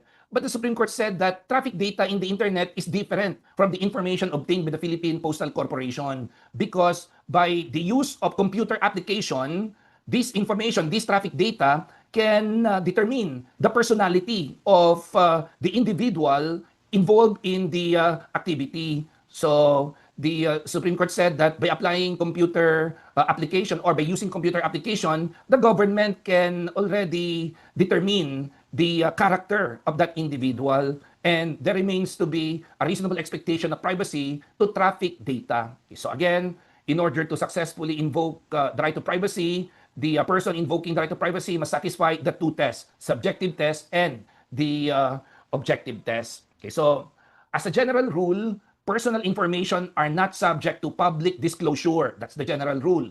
Like any other constitutional right, however, the right to privacy is also subject to reasonable limitations. According to the Supreme Court in Dicini versus Secretary of Justice, personal information may be compelled from individuals provided that the three conditions concur. So first, there is a compelling state interest behind the law. Second, there is a rational connection between the disclosure and the purpose of the law, and the law is narrowly drawn. So these are the three conditions in order that the government can compel the disclosure of personal information. So to better understand this, let's take an example.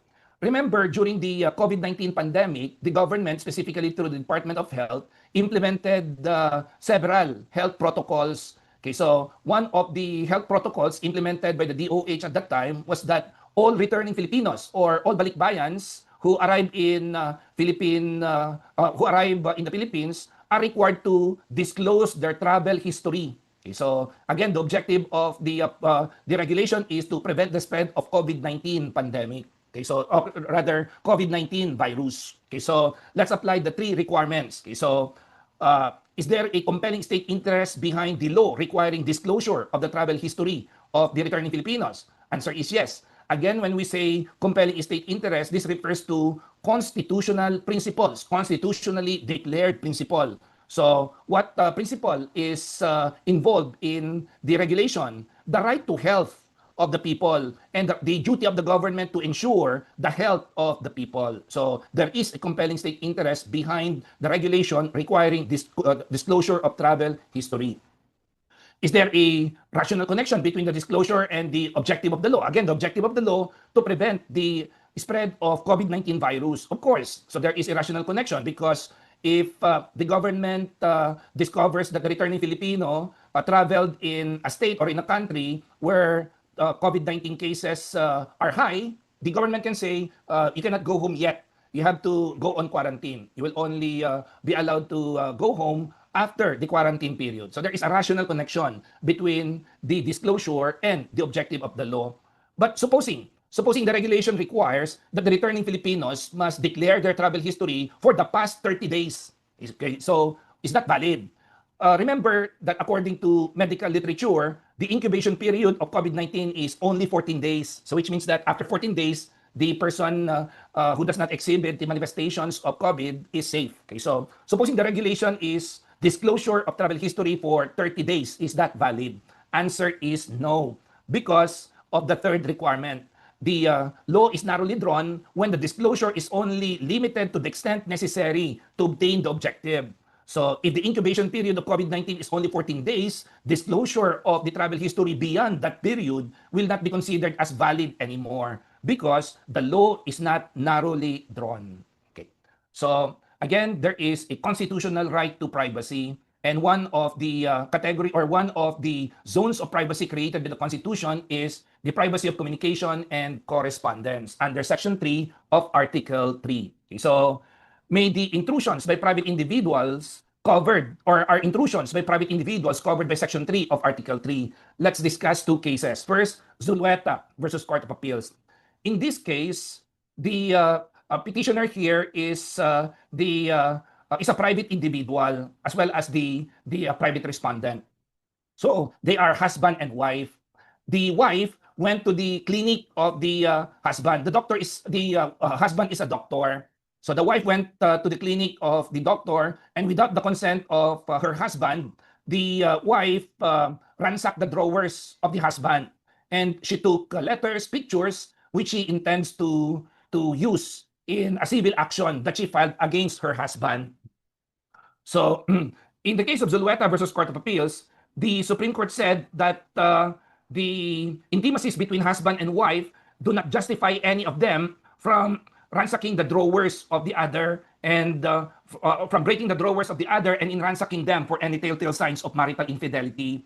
Supreme Court said that a person by contracting marriage does not shed his or her constitutional right to privacy, and the constitutional protection is ever available to him or to her.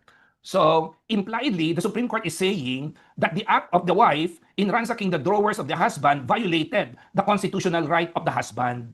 So, in that regard, the Supreme Court said that the letters, the pictures taken by the wife inside the clinic of the husband are inadmissible in evidence. Okay. So, can we now say that based on Zulueta versus Court of Appeals, that Section 3 of Article 3, unlike Section 2 of Article 3, can be applied against private acts? So, in the more recent case of Cadahas versus People, the Supreme Court said no. Supreme Court said that the ruling of the Supreme Court in Zulueta versus Court of Appeals as to the violation of the Constitution is just an obiter dictum. An obiter dictum is an opinion in a case which is not necessary for the resolution of the controversy. According to the Supreme Court, in Zulueta versus Court of Appeals, the issue of the case is the inadmissibility of the evidence because of the violation of the order of the trial court. Because in Zulueta versus Court of Appeals, the trial court ordered the wife to return the pictures, the letters belonging to the husband. And the wife did not comply with the order of the trial court. So that's the reason why the trial court considered the evidence to be inadmissible. Because again, according to Supreme Court in Cadahas, it was because of the violation of the order of the trial court, not because of violation of Section 3 of Article 3. So when the Supreme Court said that it constitutes a violation of constitutional right, it was an obiter dictum because that is not necessary for the resolution of the controversy. In Cadahas versus People, the accused here has a romantic relationship with a minor. Okay, so the accused and his girlfriend constantly communicated through Messenger, a Facebook Messenger, and they also exchanged pictures through Facebook. And some of these pictures are inappropriate. So sometimes the girlfriend, the minor girlfriend, the accused here shared his password to his Facebook to his girlfriend. So in order to show his sincerity, the accused said, "Okay, I will give you the password of my Facebook, so you can see that I'm not having any communication with other girls." Okay, so sometimes the girlfriend of the accused opens the Facebook of the accused using the cell phone of the mother. Okay, so the girlfriend sometimes borrows the cell phone of her mother, and using the cell phone of her mother, sometimes she's opening the Facebook account of the accused. One day, the minor borrowed the cell phone of her mother, and she opened the Facebook account of the accused, and she returned the cell phone of the mother without logging out to the from the Facebook account of the accused. So for this reason, the mother was able to read the messages between the petitioner and her daughter, and she was also able to see the pictures exchanged between her child and the accused. So the accused was charged with violation of child pornography. According to some of the evidence presented by the prosecution, pictures taken from the Facebook account of the accused by the mother of the minor, messages taken from the messenger account of the accused. According to the accused, these are inadmissible in evidence because they violated his right to privacy of communication and correspondence. Okay, so the Supreme Court said that since the mother is not a law enforcement officer but a private individual, she cannot commit a violation of Section 3 of Article 3 because Section 3 of Article 3, like the other provisions of Article 3, can only be invoked against the state. So again, in the absence of governmental interference, this right cannot be invoked against the state. So this is now the controlling doctrine. So in Cadahas versus People, the Supreme Court categorically declared that the right to privacy of communication correspondence cannot be invoked against private intrusions. Okay? So aside from the Constitution, laws also create zones of privacy. one law that creates zone of privacy is the Anti-Wiretapping Act or Republic Act 4200. Okay, so supposing during an online lecture, one of the attendees recorded the discussion. Okay, so does that constitute violation of the Anti-Wiretapping Act? Okay, so this was resolved by the Supreme Court in Ramirez versus Court of Appeals. In Ramirez versus Court of Appeals, the incident here happened between a police officer and a reporter. So the police officer and the reporter were shouting at each other inside the police precinct while there are other people around.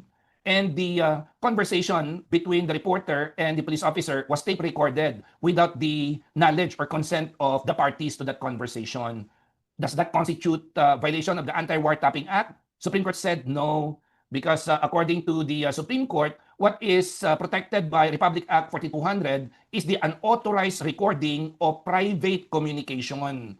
So according to the Supreme Court, sorry, this is the case of Navarro versus Court of Appeals. So in Navarro versus Court of Appeals, the Supreme Court said that the conversation between the police officer and the reporter inside the police precinct is not a private communication because they were shouting at each other in a public place while there are other people around. So it did not satisfy the subjective test. The parties to that conversation did not show that they have exhibited an expectation of privacy. Okay, so supposing the unauthorized recording of the private communication was done by a party to that private communication or spoken word, will that constitute violation of the Anti-Wiretapping Act? This is the case of Ramirez versus Court of Appeals.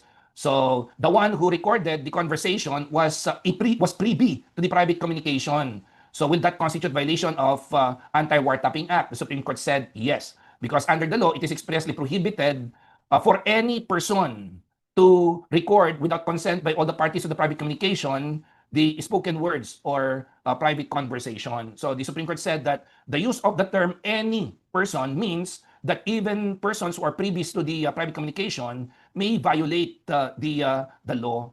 So in that regard, the Supreme Court said that the tape recorded conversation without the consent of the other is not admissible in evidence. Not because of Section 3 of Article 3, but because of the Anti-Wiretapping Act. Because under the law, any evidence obtained in violation of the Anti-Wiretapping Act is inadmissible for any purpose. Okay, so in Gaanan versus Intermediate Appellate Court, the private conversation between two individuals was intercepted through the use of extension telephone line. So will that constitute violation of the Anti-Wiretapping Act? Supreme Court said no, because the law specifically enumerates the devices that can be used as violation of the law. And the extension telephone line is not one of the devices, and it is not also similar to the devices specifically enumerated under the law. So you have learned in your criminal law that in case of a doubt, insofar as the implementation of criminal acts, the doubt shall be resolved in favor of the accused and strictly against the government. This is in line with the doctrine in criminal law, nullum crimen, nulla pene sine lege. So there is no crime when there is no law punishing the act. Okay, so it's 3:20. Let's have a 15-minute break. Okay, so let's pause for 15 minutes and let's continue after. Okay? Thank you, Attorney. Okay, let us resume our discussion. Ms. Cathy, may I confirm if I am audible? Yes po, Attorney, loud and clear po. Okay, thank you very much. But before we proceed with our discussion, there are some questions in the chat box. So let me just open the question. So first, inverse condemnation. Okay, so inverse condemnation means that the government takes a private property without filing a petition for expropriation, and the owner of that property files a civil action in order to recover the just compensation. So it is inverse condemnation because ordinarily, condemnation or expropriation is initiated by the government. So the expropriation or the power of eminent domain is exercised by filing a petition for expropriation in order that the government can take private property for public use upon payment of just compensation. However, if the government occupies a private property and use it for public utilize it for public use without paying just compensation, and the owner of the property files a civil action to recover just compensation, the government cannot invoke the doctrine of state immunity because this is not covered by the doctrine of state immunity. According to the Supreme Court in Magbabayad versus Cuenca, the government cannot invoke the doctrine of state immunity in order to perpetrate injustice. So the Supreme Court explained in that case that the only reason why the property owner needs to go to court and file a civil action is because The government did not follow the rules. The government did not follow the constitution. The government took a private property without paying just compensation. That's the concept of inverse condemnation. So the second question is, if the search warrant was not enforced within 10 days, should the enforcer reapply for a new search warrant? Answer is yes. So automatically, after the 10-day period of the search warrant, automatically, the warrant is null and void anymore. So if the law enforcement officers intend to search the place described in the previous search warrant, they have to obtain another search warrant from the court. Okay? So the third question, does the express grant of power to the impeachment court to hear and decide impeachment cases carry with it all powers which are necessarily implied? So answer is yes. So the doctrine of necessary implication also applies to the impeachment court. So the power to decide all cases involving, or the power to decide all impeachment cases carries with it all other powers which are necessarily implied from the given power. But the question is, does it include the power to motu proprio dismiss the impeachment complaint without conducting a hearing? So, like any other governmental agencies, the powers of the Senate as impeachment court must be exercised reasonably. So, which means that the powers of the impeachment court cannot be exercised in violation of the constitutional rights of the parties. So, the prosecution, the House of Representatives, has a right to due process. So, therefore, the impeachment court cannot motu proprio or on its own dismiss the impeachment case without conducting a hearing. Okay, so the third question, can the Supreme Court intervene in the impeachment proceedings against the president if she was granted the opportunity to be heard? Okay, so yes, while the power to decide impeachment cases is exclusive in the impeachment court, note that the expanded judicial power under Section 1 of Article 8 grants the Supreme Court the power to determine whether or not there has been grave abuse of discretion amounting to lack or excess of jurisdiction. So if there is a petition and the petitioner was able to prove that the impeachment court acted with grave abuse of discretion, the Supreme Court can nullify the act of the impeachment court, because again, the impeachment court remains to be subject to the expanded judicial power of the Supreme Court. Okay, so next is, supposing the suspect went to the mountains and it took 3 days, okay, so before they were able to apprehend the suspect. This will not amount to hot pursuit anymore. Again, in order to qualify as a hot pursuit, there must be no break in the chain of events from the commission of the offense to the actual arrest of the accused. If there is already a break in the chain of events, no matter how brief, then hot pursuit arrest cannot be effective anymore. Okay?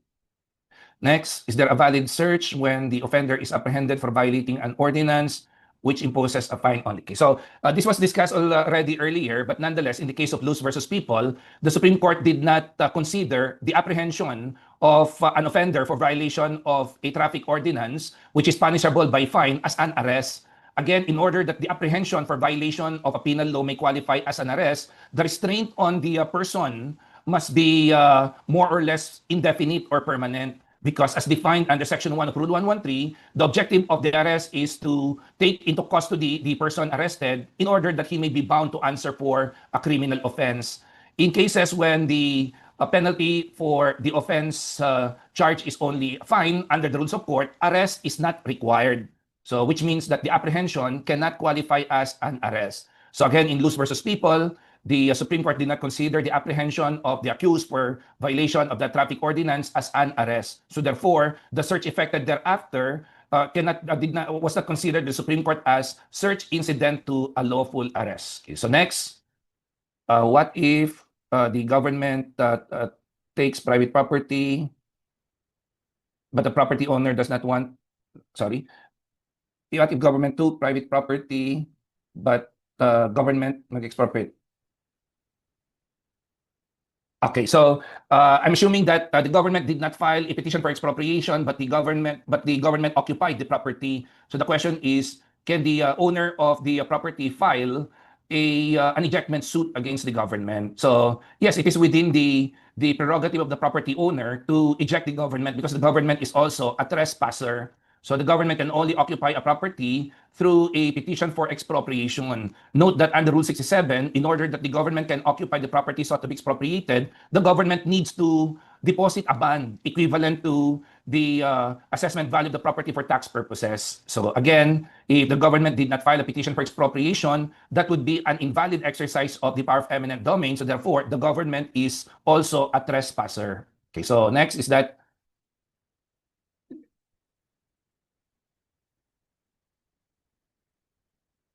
okay, so this is also in line with the ruling of the Supreme Court in People versus Del Rosario. So the police officers inadvertently discovered an unlicensed firearm inside the canister in serving a search warrant for the search and seizure of shabu and other drug paraphernalia. So again, the unlicensed firearm is subject to seizure. So anything in violation of law can be seized by law enforcement officer, but that does not necessarily mean that the object seized is admissible in evidence. While the unlicensed firearm, which is not included in the warrant, is subject to seizure, it is not admissible in evidence because it was not included in the warrant, and it does not fall under any of the instances of permissible warrantless searches. Okay, so I think the questions are now piling up, but I will read the questions after the term of our lecture this afternoon, and I will address them tomorrow, or if we still have time later, I will also answer the questions. Okay? So as not to delay the discussion, let's proceed with Section 4 of Article 3. Section 4 of Article 3 guarantees 5 important rights. So these are freedom of speech, expression, free press, and the right to peaceably assemble and petition the government for redress of grievances. So these are 5 separate but related rights. Okay? So in the case of Bayan versus Ermita, the Supreme Court discussed the nature of these rights. And according to the Supreme Court, the rights under Section 4 of Article 3 enjoy primacy in the realm of constitutional protection, for they constitute the very bonds of a functional democratic polity, without which all other rights would be meaningless and unprotected. So the Supreme Court was saying that without the rights under Section 4 of Article 3, all other rights under the Bill of Rights would be useless. Without the rights under Section 4 of Article 3, all the other rights in Article 3 would become unprotected.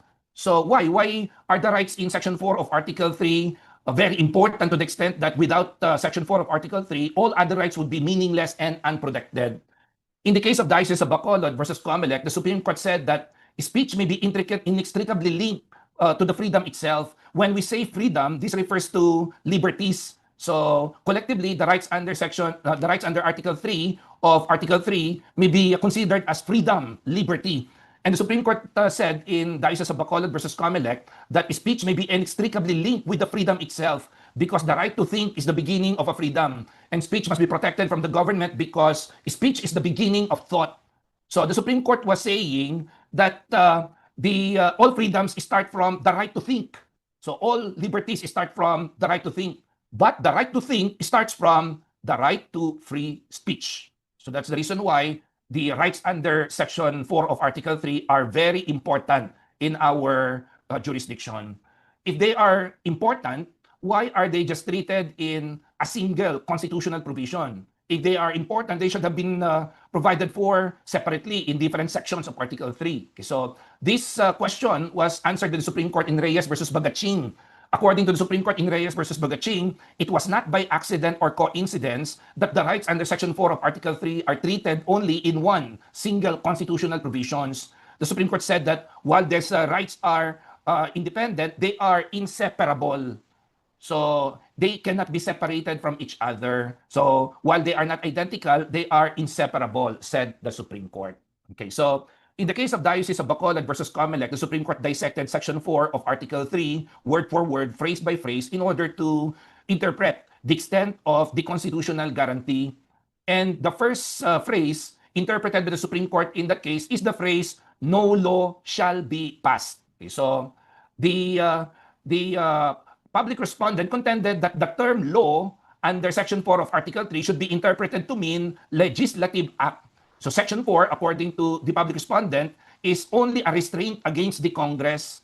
But the Supreme Court said that the phrase or the term law under Section 4 of Article 3 is not only limited to legislative act, it applies to all governmental acts. So the Supreme Court cited, by example, Reyes versus Bagaching. The Supreme Court said in Reyes versus Bagaching, there was no legislative act involved, but only the order of the mayor disapproving the application for permit. And yet the Supreme Court applied Section 4 of Article 3. because the order of the mayor disapproving the application for permit is considered as a law because it is a governmental act.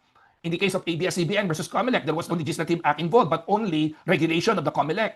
And yet the Supreme Court said that the Section 4, the rights under Section 4 of Article 3 were applied because the memorandum or the regulation of the COMELEC was considered as a law because it is a governmental act. Similarly, in Diocese of Bacolod versus COMELEC, there is no legislative act involved. Remember, in that case, the law department of the COMELEC ordered the petitioner to dismantle the two tarpaulins. So the two tarpaulins, Team Buhay, Team Patay.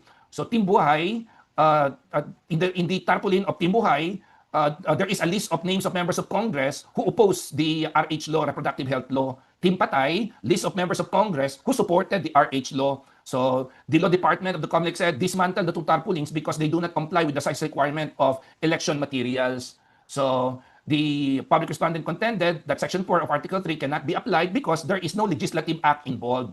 So again, the Supreme Court said that the term law means any governmental act, not only legislative act. Okay, so the next term interpreted by the Supreme Court in Diocese of Bacolod versus COMELEC is the term abridging. So no law shall be passed, abridging. Okay, so the public respondent contended that to constitute abridgment, there must be a total prohibition of the rights under Section 4 of Article 3. So mere regulation does not amount to abridgment.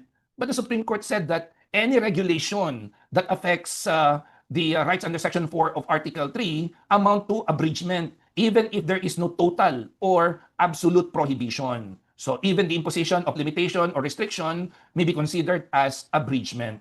And lastly, the Supreme Court interpreted the term expression. Unlike the previous constitutions, for the first time in the 1987 Constitution, the term expression is included in the constitutional guarantee. And the inclusion of the term expression was made upon the motion of a prominent member of the Constitutional Commission. So, Commissioner Lino Broca, so a multi-awarded film director. So, the proposal of Commissioner Broca is to substitute expression to speech or to include it in the constitutional guarantee. So Father Bernas, the chairperson of the Committee on the Bill of Rights, said we cannot substitute it from speech because it has been there since the 1935 Constitution. But we can include expression because according to Father Bernas, expression is more expansive than speech. So therefore, in order to expand the constitutional right, expression may be included in the constitutional guarantee. And according to the Supreme Court in Diocese of Bacolod versus COMELEC, speech is not only limited to vocal communication. Conduct is treated as a form of speech, sometimes referred to as symbolic speech, such that when the speech and non-speech elements are combined together in the same course of conduct, the communicative element of the conduct may be sufficient to bring into play the right to freedom of expression. So the Supreme Court concluded that the right to freedom of expression, therefore, applies to the entire continuum of speech, from the utterances made to the conduct enacted, and even to inaction itself. Even silence, according to the Supreme Court, is a form of communication, sometimes known as symbolic manner of communication. So again, Section 4 of Article 3 now includes the right to free expression.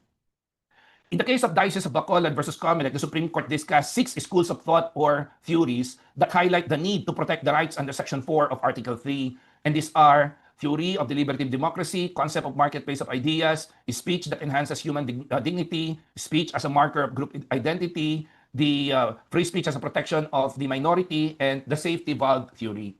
So let's discuss them one by one. So the political theory on deliberative democracy simply means that the people should be allowed to participate in public affairs. So the Supreme Court said that speech that promotes dialogue on public affairs or airs out grievances or political discontent should be encouraged and protected. Okay, so the theory on deliberative democracy is anchored on the doctrine that the sovereignty resides in the people themselves. And the theory has expanded to include the right of the people to criticize government actions.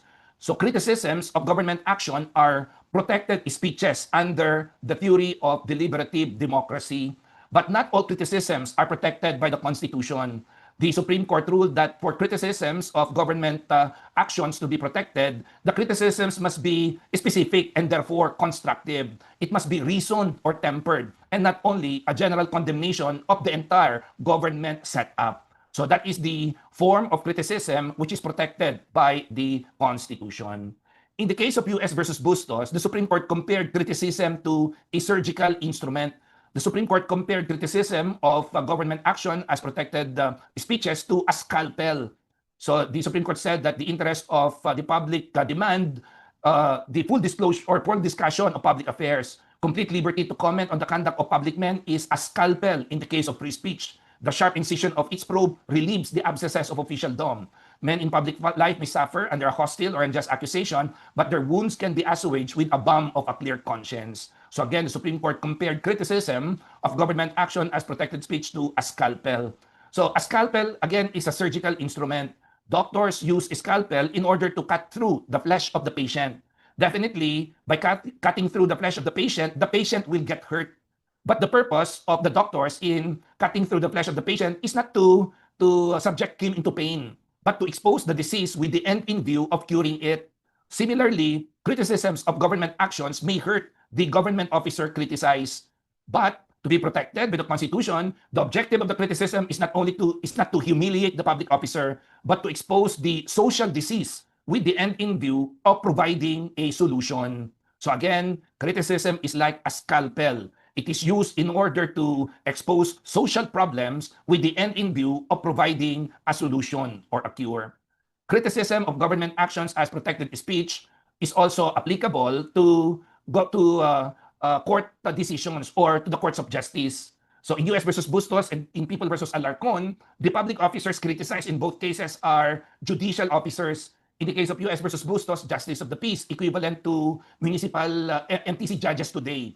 So in People versus Alarcon, RTC judge. So in both cases, the Supreme Court recognized the protection accorded to the criticism because they refer to government action. In the case of U.S. versus Bustos, the Supreme Court said that the guarantee of free speech include the right to criticize judicial conduct. So the Supreme Court said that the decisions of courts or the judicial conduct are a fit subject for public comment. Whether a law is wisely or badly applied is a fit subject of public discussion. And then the Supreme Court said that if the people cannot criticize judicial officers the same manner as any other public officer, the public opinion will be effectively muzzled. Then the Supreme Court said that attempted terrorization of public opinion on the part of the judiciary is a tyranny of the basest sort. It is a tyranny of the lowest level. So the Supreme Court was saying that if the violation of the Constitution is done by judicial officers, it is the worst kind of decision. Because if the Constitution is violated by the legislative department, people have a legal remedy. They can go to court and seek legal relief. If the Constitution is violated by the office of the President, people can go to court in order to seek judicial relief. However, if the Constitution is violated by the judicial department itself, the people do not have a legal recourse. Because again, in our system of government, the Supreme Court is the ultimate and the final guardian of the Constitution. So, which means that if the ones who violated the Constitution are the guardians themselves, the people do not have any legal remedy. So that makes the violation worse if it is committed by judicial officers. So if you remember, several years ago, a lawyer was subjected to a disciplinary action by the Supreme Court, and the decision was already final and executory. So he does not have any legal remedy anymore because the decision is already final and executory. And then, you know what he did? He filed a petition to the divine court. So that only shows that after the Supreme Court, there is no other court that can correct the decisions of final decisions of the Supreme Court. So the only remedy is political remedy. So the people, through the exercise of their sovereign powers, for example, assembly and petition, can bring forth to the judicial department their discontent or dissatisfaction. Okay, so again, there is no legal remedy, but only political remedy. So aside from criticisms of government actions, criticisms of public figures are also protected by the Constitution. In Ayer versus Judge Capulong, remember that the private respondent here was then private citizen in Rile. So he filed a petition to stop the public showing of a motion picture depicting the events that happened during the 1986 Bloodless Revolution, EDSA 1986.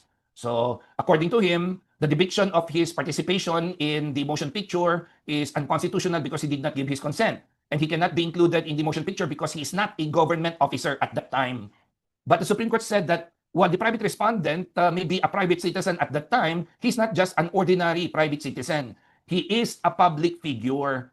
And according to Supreme Court, public figure is a person who, by his accomplishments, fame, mode of living, or by adopting a professional calling which gives the people a legitimate interest in his doings, his affairs, and his character. And a public figure is one who has become a public personage. In short, a public figure is a celebrity. And the Supreme Court said that there are three reasons why the activities of public figures may be the subject of public discussion and even criticisms without violating the right to privacy. So first, according to the Supreme Court, public figures sought publicity, so therefore they cannot complain once they receive it. Second, since they are already public figures, they cannot consider their actions to be their own personal concern because they have become legitimate public concern. And lastly, because the press under our system of government has the power to inform the people matters of public concern, including the activities of public figures. So far, we have identified two groups of individuals whose activities, whose actions may be the subject of public discussions and even criticisms in the exercise of the right to free speech in general. So to recap, government officers may be the subject of criticisms. Public figures may also be subject to criticisms. Okay, so is that all? In the case of Borjal versus Court of Appeals, the petitioner here was a newspaper columnist. So he has a column in the newspaper, editorial. So when we say editorial, it is an opinion. The statements there are opinions of the writer. Okay, so, and the petitioner in his editorial discussed about the activities of a person whom he called a self-proclaimed EDSA hero who goes around soliciting donations from big corporations and companies for government or for public symposia and meetings. So the private respondent here felt alluded to the blind items of the petitioner. So he filed a libel complaint against the petitioner, claiming that he's not a public officer. He's just a consultant of a government office. So he's not a public officer. So his activities cannot be the subject of a newspaper publication. And the private respondent also contended that he has not yet attained that status as a celebrity or as a public figure. So therefore, his activities cannot be the subject of newspaper editorial. So the Supreme Court said that while the private respondent is not a public officer nor a public figure, he was involved in a public issue. So therefore, his activities in relation to the public issue may be the subject of public discussion and even criticisms in the exercise of the right to free speech. Remember, during the pandemic, there was a private company which was involved in an alleged anomaly. So this is the company Pharmaly. Okay, so because it supplied health kits to the office of the president, and according to the COA, overpriced. Okay, so during the time that the issue is still hot, the executives of the Pharmaly were subjected to public criticisms.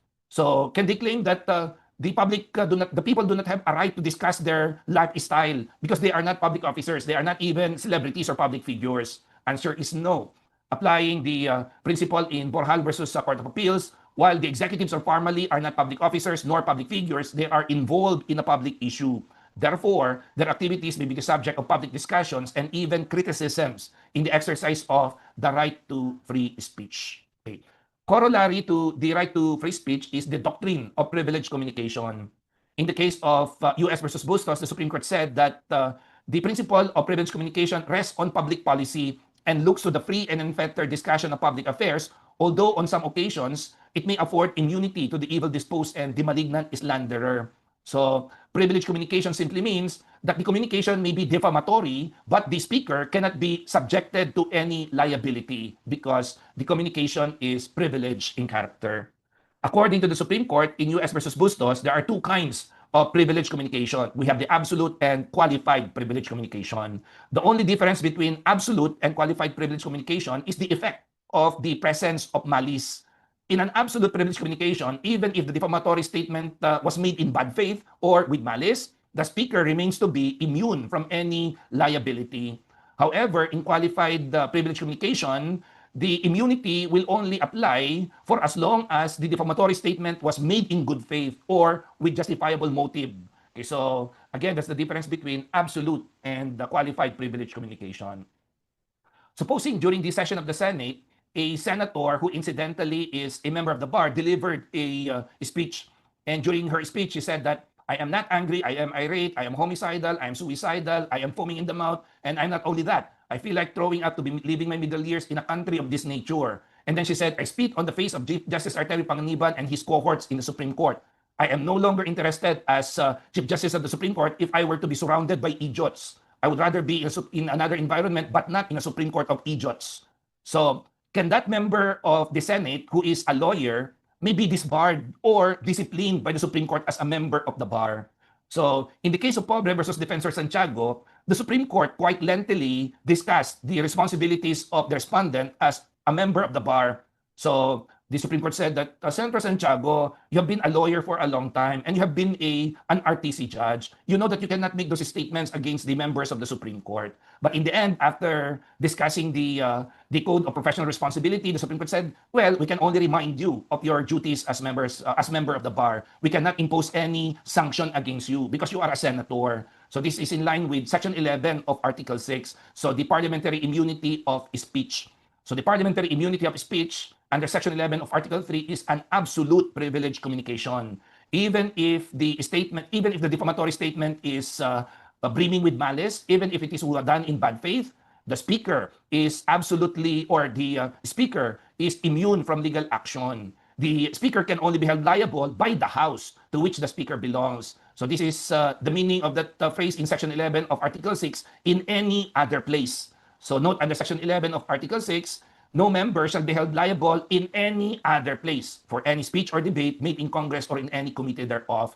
Supreme Court said that the immunity is only in other places except the House where the member belongs. So which means that the House where the member belongs may discipline the member of Congress for the unparliamentary statements delivered while the Congress is in session. Okay, so again, that's absolute privileged communication. Okay, so even if the defamatory statement is made in bad faith, the speaker is still totally blameless. Okay, so qualified privileged communication, on the other hand, is only applicable when the defamatory statement is made in good faith. So which means that if the speech is made in bad faith, then the parliamentary or the qualified privileged communication will not apply anymore. Okay, so Article 354 of the Revised Penal Code enumerated two qualified privileged communication. So, private communication made by one person to another in the performance of some legal, moral, or social duty. And second, a true and fair report made in good faith without comments or remarks. Okay, so, is the enumeration of the qualified privileged communication in Article 354 exclusive?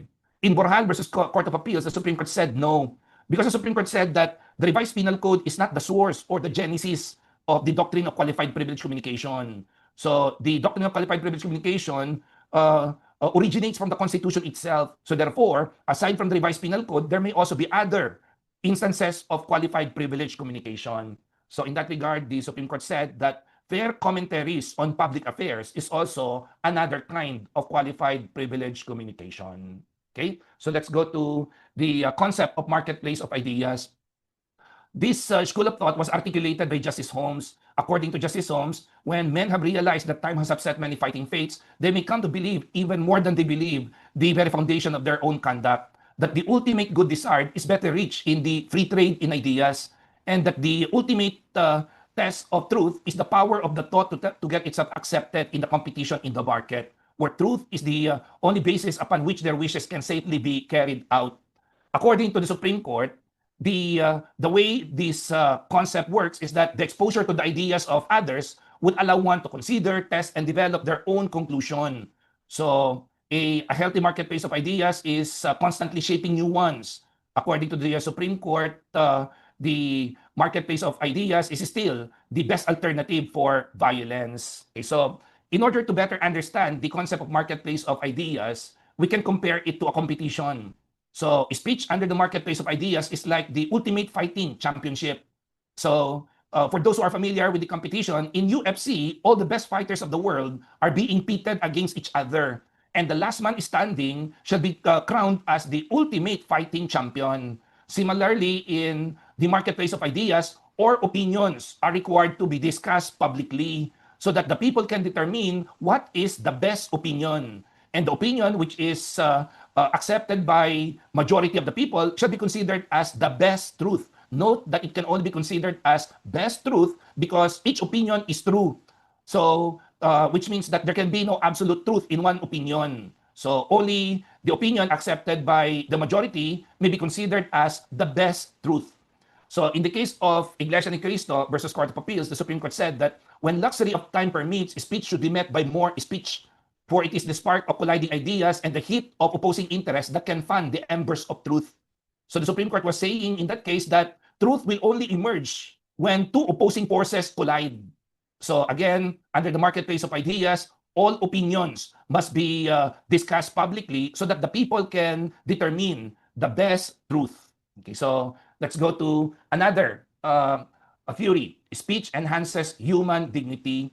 So remember, earlier we said that Section 1 of Article 3 created a hierarchy of rights. So note the order of enumeration under Section 1. Life, liberty, property. Life is more important than liberty. Property is the least among the three. Okay, so in the case of PBM Employees Association versus Philippine Blooming Mills, this school of thought was discussed by the Supreme Court because in that case, the employees here are factory workers. So there are three shifts in the factory. So there was an agreement between the union and the owner of the factory that only the two shifts will participate in the assembly and petition because the factory workers would like to hold a concerted action in order to protest against the abuses of Pasig police. Okay, so the agreement was the two ships will participate. There should be one ship that will remain in the factory to continue the operation of the factory.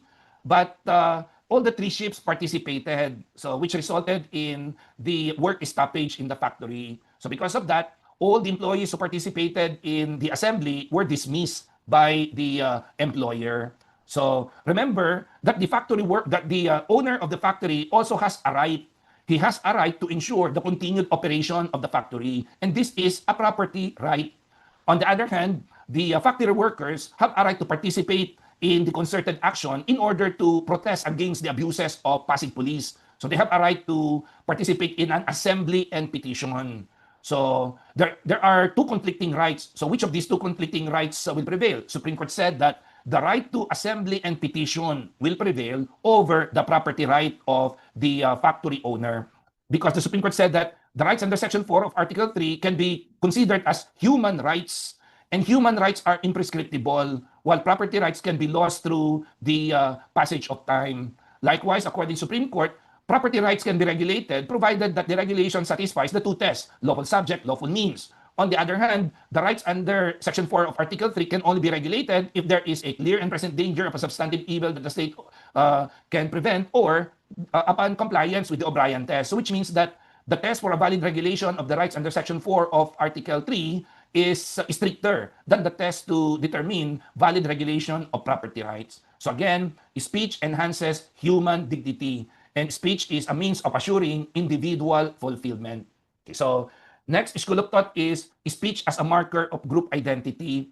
This is based on the old saw that birds of the same feather flock together. So persons who have shared opinions will group themselves together so that they can pursue common cause. So this is only made available through the exercise of the right to free speech. Under this school of thought, speech is considered as a vehicle. So speech is a vehicle to find those with shared aspirations and objectives to move together and to pursue common goals. Okay, so next school of thought is speech is intended to protect the minority. So the rights under Section 4 of Article 3 are not intended to protect the popular opinion, the majority opinion, because the majority does not need protection. What needs protection is the minority opinion.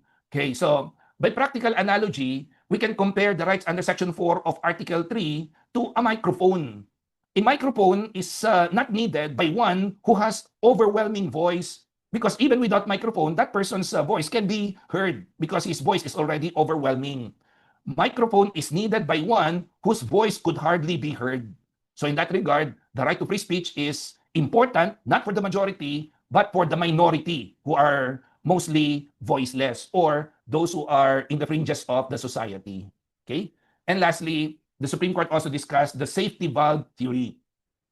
Under the safety valve theory, the society is compared to a dam, and the water in the dam represents the anger, frustration of the people. Okay, so a dam, no matter how strong it is, has limitations. It has capacity level. So which means that it can only store so much of the water. So in order to prevent the dam from going beyond its capacity limit, there is a safety valve.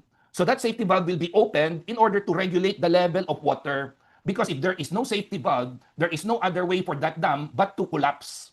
Similarly, the society is like a dam. Okay, so no matter how mature the society is, it also has limitations. So again, in the safety valve theory, the water represents the anger, the frustrations, the dissent of the people.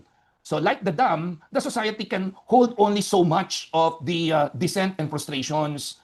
So if the level of the water goes beyond the capacity of the society, there is no other way for that society to go but to resort to violence. So in order to prevent the frustrations and the anger to go beyond the limit, there must be a mechanism in order to regulate the level of frustration of the people. And this is through the right to free speech. Through the exercise of the right to free speech, the people can vent their frustrations so that their non-violent manifestation of dissent cannot ripen or cannot be converted into violence. So the right to free speech is very important under the safety valve theory to the extent that the Supreme Court issued a warning in Reyes versus Bagaching. So the Supreme Court said in Reyes versus Bagaching that back of the guarantee of free speech lay faith in the power of an appeal to reason by all the peaceful means of gaining access to the minds. It was in order to avert force and explosions due to restriction upon rational modes of communication that the rights are given a generous scope. For if the peaceful means of communication cannot be availed of, resort to non-peaceful means may be the only alternative. So the Supreme Court was telling the government in that case that if the people cannot express their frustrations through non-violent manifestation of dissent, then the only way for them to go is to resort to violence just to make a point. So to prevent it from happening, the people must have a mechanism in order to vent their frustrations, in order to vent their anger, so that the frustrations of the people will not go beyond the tipping point. Okay, so not all speeches are the same. Some speeches are protected, some are not. Okay, so and not all protected speeches are also the same. So some are protected more, some are regulated more. The extent of protection for protected speeches depend on the nature of speech. So speeches under this principle can be classified into two: political speeches and commercial speeches. Political speeches means the participation of the people in the government directly or indirectly. So in Diocese of Bacolod versus Comelec, the Supreme Court defined political speeches as both intended and received as participation in public deliberations of public affairs, fostering informed and civic-minded consultations. So political speeches are speeches with political consequences. Commercial speeches, on the other hand, are speeches which are only intended to facilitate commercial transaction. Okay, so according to the Supreme Court, the core of Section 4 of Article 3 is political speech. So which means that political speeches are protected more than commercial speeches. But nonetheless, commercial speeches remain to be protected by the Constitution. But the protection is less compared to political speeches. So to better understand the difference, let's take an example. Okay, so supposing a Filipino citizen exercising his right to free speech publicly declares that President BBM is the best president of the Philippines. So can that citizen be required to substantiate or to prove that the statement is true? Answer is no, because that is a political speech. So in the exercise of the right to free speech, truth is not relevant because, as we said earlier, every opinion is true. So under the right to free speech, the people can express their political opinions without substantiation. They do not need to prove the truthfulness of their opinion. However, supposing a commercial entity, say for example Jollibee, wants to make a public disclosure or public claim that Jollibee hamburgers are the best hamburgers in the Philippines, can the government say, before you can make that claim, you have to prove it first, show data, show proof that Jollibee hamburgers are indeed the best hamburgers in the Philippines? Answer is yes, because that is only a commercial speech. So the protection accorded to commercial speeches is less than political speeches. Okay, so as we said earlier, there are also speeches which are not protected by the Constitution. In the case of SWS versus Comelec, the Supreme Court cited Chaplinsky versus New Hampshire. And in Chaplinsky versus New Hampshire, the US Supreme Court enumerated examples of unprotected speeches. The US Supreme Court said that the lewd the obscene, the profane, the libelous, the fighting words, hate speeches, the speeches which by their utterance inflict direct injury or immediate breach of peace. These are unprotected speeches. So when we say unprotected speeches, they cannot be made without any liability. Okay, so let's discuss some of these unprotected speeches, and let's start with libel. In the Decini versus Secretary of Justice, the petitioner challenged the constitutionality of the cyber libel law as well as the libel provision of the revised penal code. Because note that under the revised penal code, the law provides that every defamatory statement is presumed to be malicious, even if it be true. According to the petitioner, there is presumption of malice for every defamatory statement, and that will violate the right to free speech because there is presumption of malice. So, in the case of the Decini versus Secretary of Justice, the Supreme Court discussed two kinds of malice: malice in law and malice in fact. Malice in law means that the prosecution does not need to prove malice, the existence of malice, because the law itself establishes the existence or the presumption of malice. Malice in fact, on the other hand, requires that the prosecution must prove the existence of malice in order that a criminal action may be initiated. According to the Supreme Court, not all defamatory statements will result to malice in law. According to the Supreme Court, malice in law is only applicable to defamatory speeches directed against private individuals. So if the defamatory statement is made against a private individual, the law presumes malice. On the other hand, if the subject of the defamatory statement is a public officer, public figure, or a person involved in a public issue, the prosecution, in order to initiate a complaint for libel, must prove the existence of malice, in fact, or actual malice. So, because there is no presumption of malice if the one who is the subject of the defamatory statement is a public officer, a public figure, or a person involved, a private person involved in a public issue. Okay, so again, that's the difference between malice in fact and malice in law. And is truth a defense in libel? Supreme Court said that it depends. Again, it depends on the subject of the defamatory statement. According to the Supreme Court, if the offended party, if the person who is the subject of the defamatory statement is a public officer, public figure, or a private individual involved in a public issue, truth is a defense. On the other hand, if the defamatory statement is directed against a private individual, truth is not a defense. Even if the statement is true, if the defamatory statement is directed against a private individual, the truth cannot be considered as a defense. Okay, so in order to better understand that, let's take an example.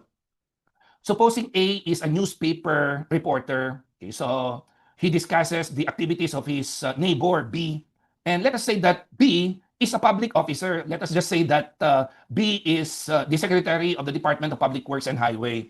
So supposing in his newspaper article, A said that my neighbor B, who is the Secretary of DPWH is extravagant. So he is very wasteful.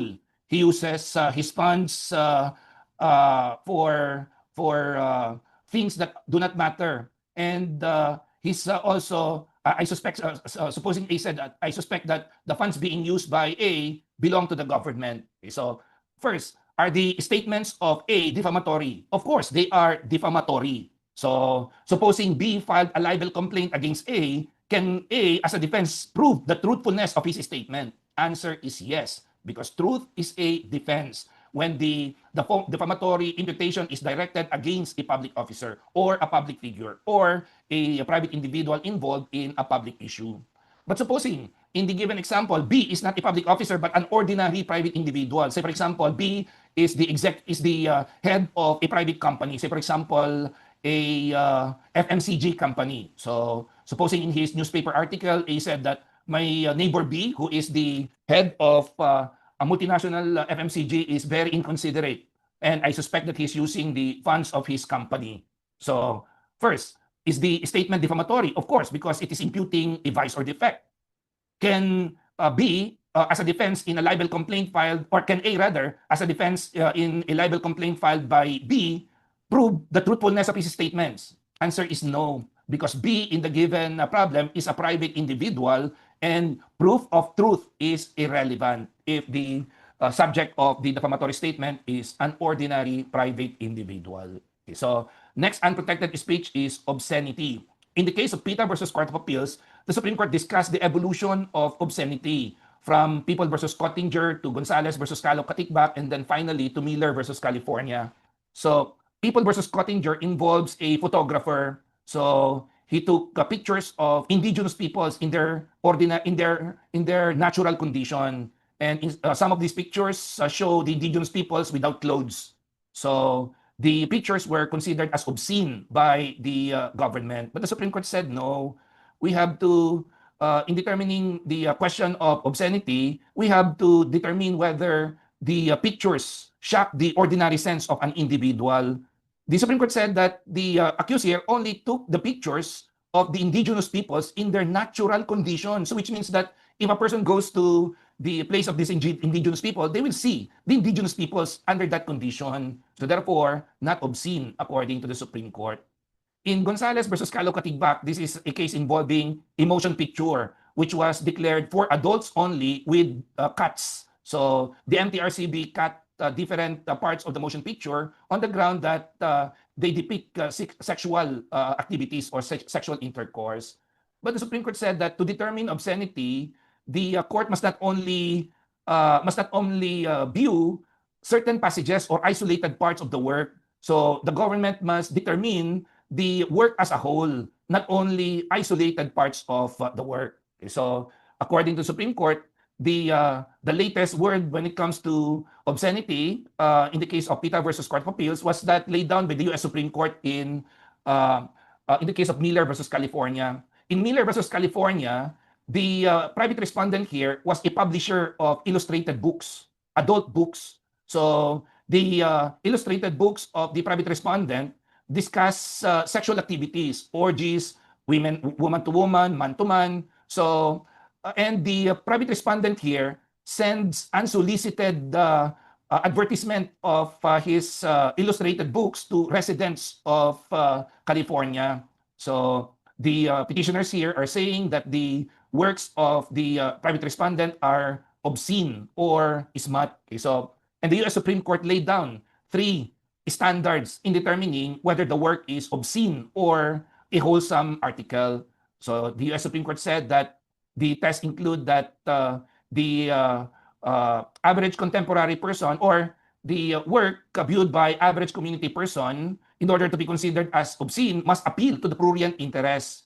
So stated differently, whether an average person applying community standards would find the work taken as a whole appeals to the prurient interest. Prurient means unchaste or unclean or immoral. Okay, so second standard is that whether the work depicts or describes in a patently offensive conduct, sexual activity as defined by applicable state law. And lastly, whether the work taken as a whole lacks serious literary, artistic, political, and scientific value. Meaning, the work does not have any redeeming value at all. So these are the 3 standards that should be applied by the Court of Justice in determining whether the work is obscene or wholesome. But in the end, the Supreme Court said that the determination of obscenity is a judicial question to be determined by the courts upon considering the factual circumstances of each case. So again, that's in the case of PETA versus Court of Appeals. Similarly, not all regulations are the same. Some are content-based, some are content-neutral. Content-based regulations refer to those regulations which are intended to regulate the subject matter of the speech or the speaker, while content-neutral regulations are those that regulate incidents of speech, not the subject matter or the speaker, but the time, manner, and place of the speech. Okay. When it comes to content-based regulation, according to the Supreme Court in Diocese of Bacolod versus Comelec, the test to determine the validity of this type of regulation is clear and present danger test. On the other hand, for content-neutral regulations, the applicable test is the intermediate approach or the so-called O'Brien test. Okay, so in Reyes versus Bagaching, again, the petitioners here applied for a permit to hold a public assembly in front of the U.S. Embassy in Manila. And the mayor of Manila disapproved the application for a permit because according to the mayor, he fears that the public assembly may be infiltrated by insurgents and he may not be able to protect the participants of the public assembly. So according to the mayor, I will grant a permit if you hold the public assembly inside a closed venue. And the mayor was suggesting the Rizal Stadium. Okay, so may the fear of serious injury be enough in order to disapprove the application for a permit? Supreme Court said no. According to the Supreme Court, in order to disapprove the application for a permit, the mayor must satisfy the clear and present danger test. And the Supreme Court said that fear of serious injury alone cannot justify the suppression of the right to free speech. The Supreme Court continued by saying that men feared witches and burned women, but it is the object of speech to free men from the bondage of irrational fear. So under the clear and present danger test, the evil consequences sought to be prevented must be substantive. It must be excuse, and the degree of imminence extremely high. According to the Supreme Court, content-based regulations bear heavy burden of unconstitutionality. In order that content-based regulations may be valid, the regulations must pass the clear and present danger test. On the other hand, the Supreme Court said that for content regulations, the Government Act only needs to satisfy the intermediate approach or the so-called O'Brien test. So the Supreme Court discussed this test in the case of SWS versus COMELEC. In SWS versus COMELEC, the public respondent issued a regulation prohibiting the release of survey results involving elected candidates 15 days before the national election or 7 days before local election. Okay, so again, the regulation only applies to survey results involving elective candidates. So first, is the regulation content-based or content-neutral? It's content-based because the regulation does not apply to all speeches but only to survey result. But what test was applied to the Supreme Court in SWS versus COMELEC? Supreme Court applied the intermediate approach. But earlier we said that intermediate approach is only applicable to content-neutral regulation. In the case of SWS versus COMELEC, the Supreme Court explained that principle.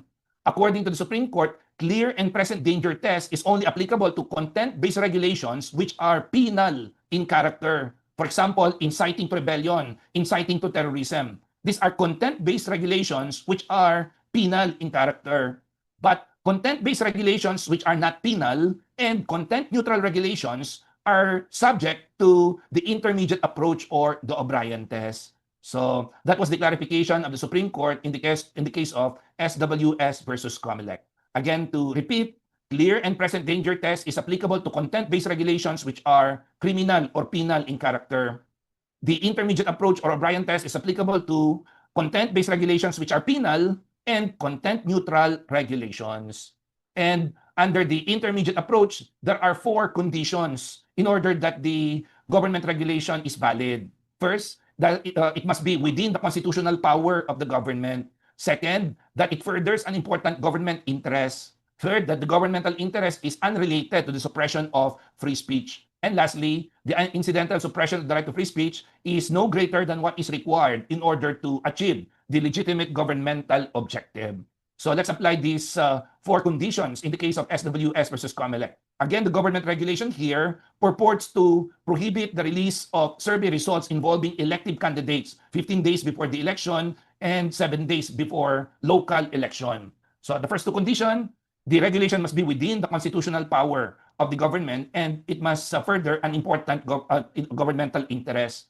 So first, is it within the constitutional power of the COMELEC to regulate the release of survey results during election period? Supreme Court said yes, because under Article 9 of the Constitution, the COMELEC is granted the power to regulate speeches during election period. Okay, so second is that does it further an important governmental interest? Supreme Court said that the objective of the prohibition of the release of survey results is to prevent electoral fraud.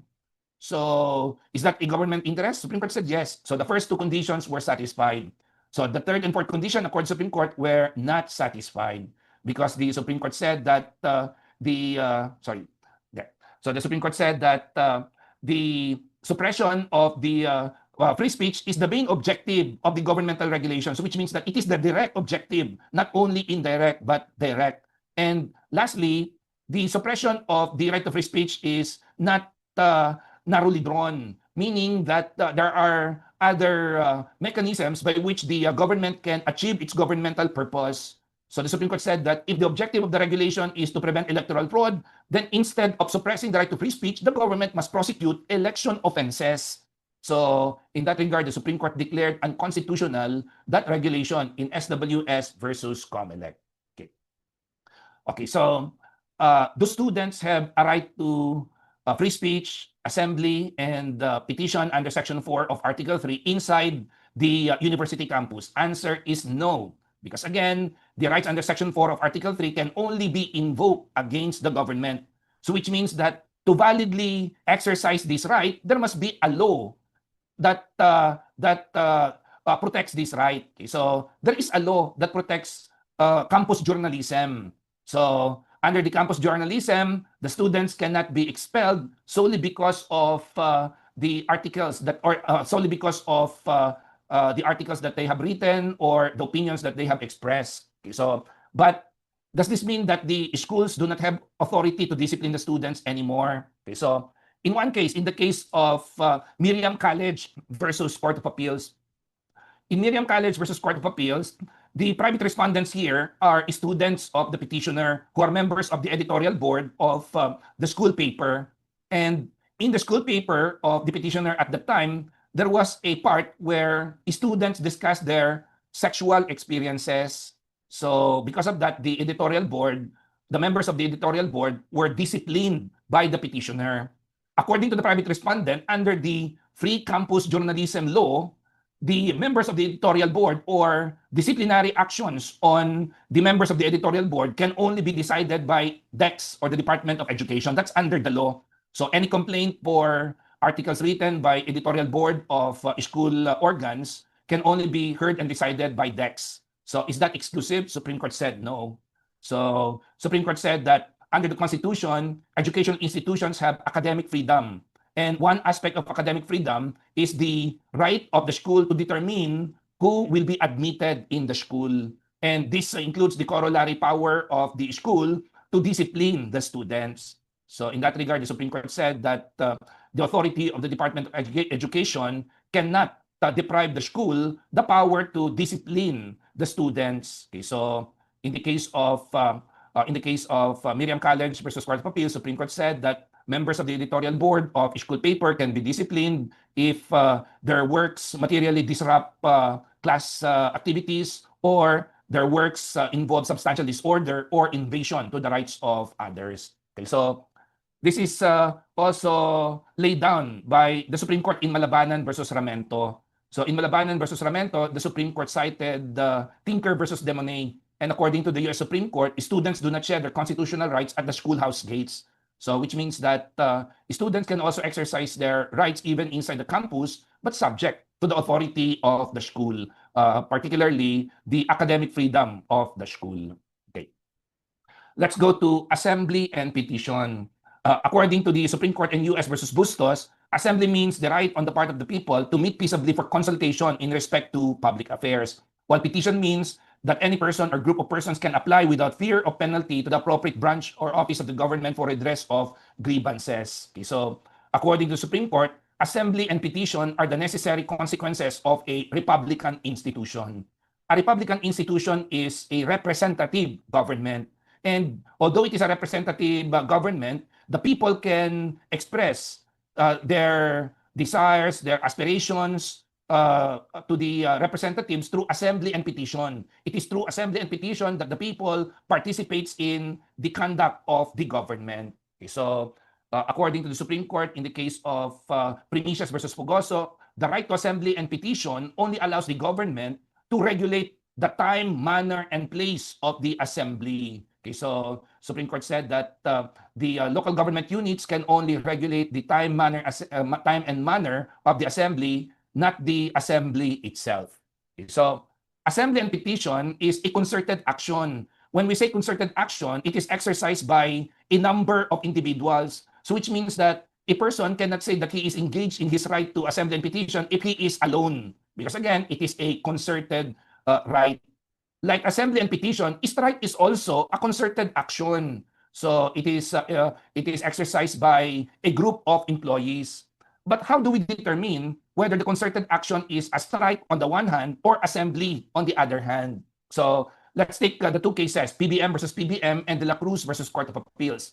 Again, in PBM, Employees Association versus PBM, the persons who engage in the concerted actions here are the factory workers. They stopped working, they went out of the factory, they engaged in a concerted action in order to protest against the abuses of Pasig police. Supreme Court said that that concerted action is an assembly and petition. In the La Cruz versus Court of Appeals, the employees involved here are public school teachers. The petitioners stopped teaching, they went out of the classroom, they engaged in a concerted action, and according to the Supreme Court, that is a strike, no matter how the teachers call that concerted action. That is a strike, plain and simple. So what is the difference between assembly and petition on the one hand and strike on the other hand? First, we have to determine the speaker or the ones participating in the concerted action. Second, we have to determine the audience of the concerted action. And lastly, we have to determine the grievances raised.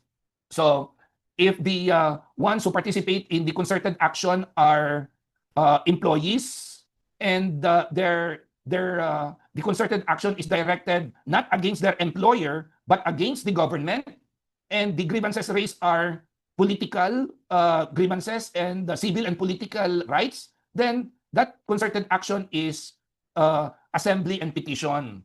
On the other hand, if the ones who participate in the concerted action are employees, and the audience of their concerted action is their employer, and the grievances raised are pecuniary or monetary grievances, then that concerted action is strike, no matter how the participants call it. So in the case of PBM versus PBM, again, the participants of the concerted action are factory workers. The audience of the factory workers was the Pasig police, not their employer. And the grievances that they raised, civil, right? Okay, so protection. Okay, so according to the Supreme Court, that is assembly and petition.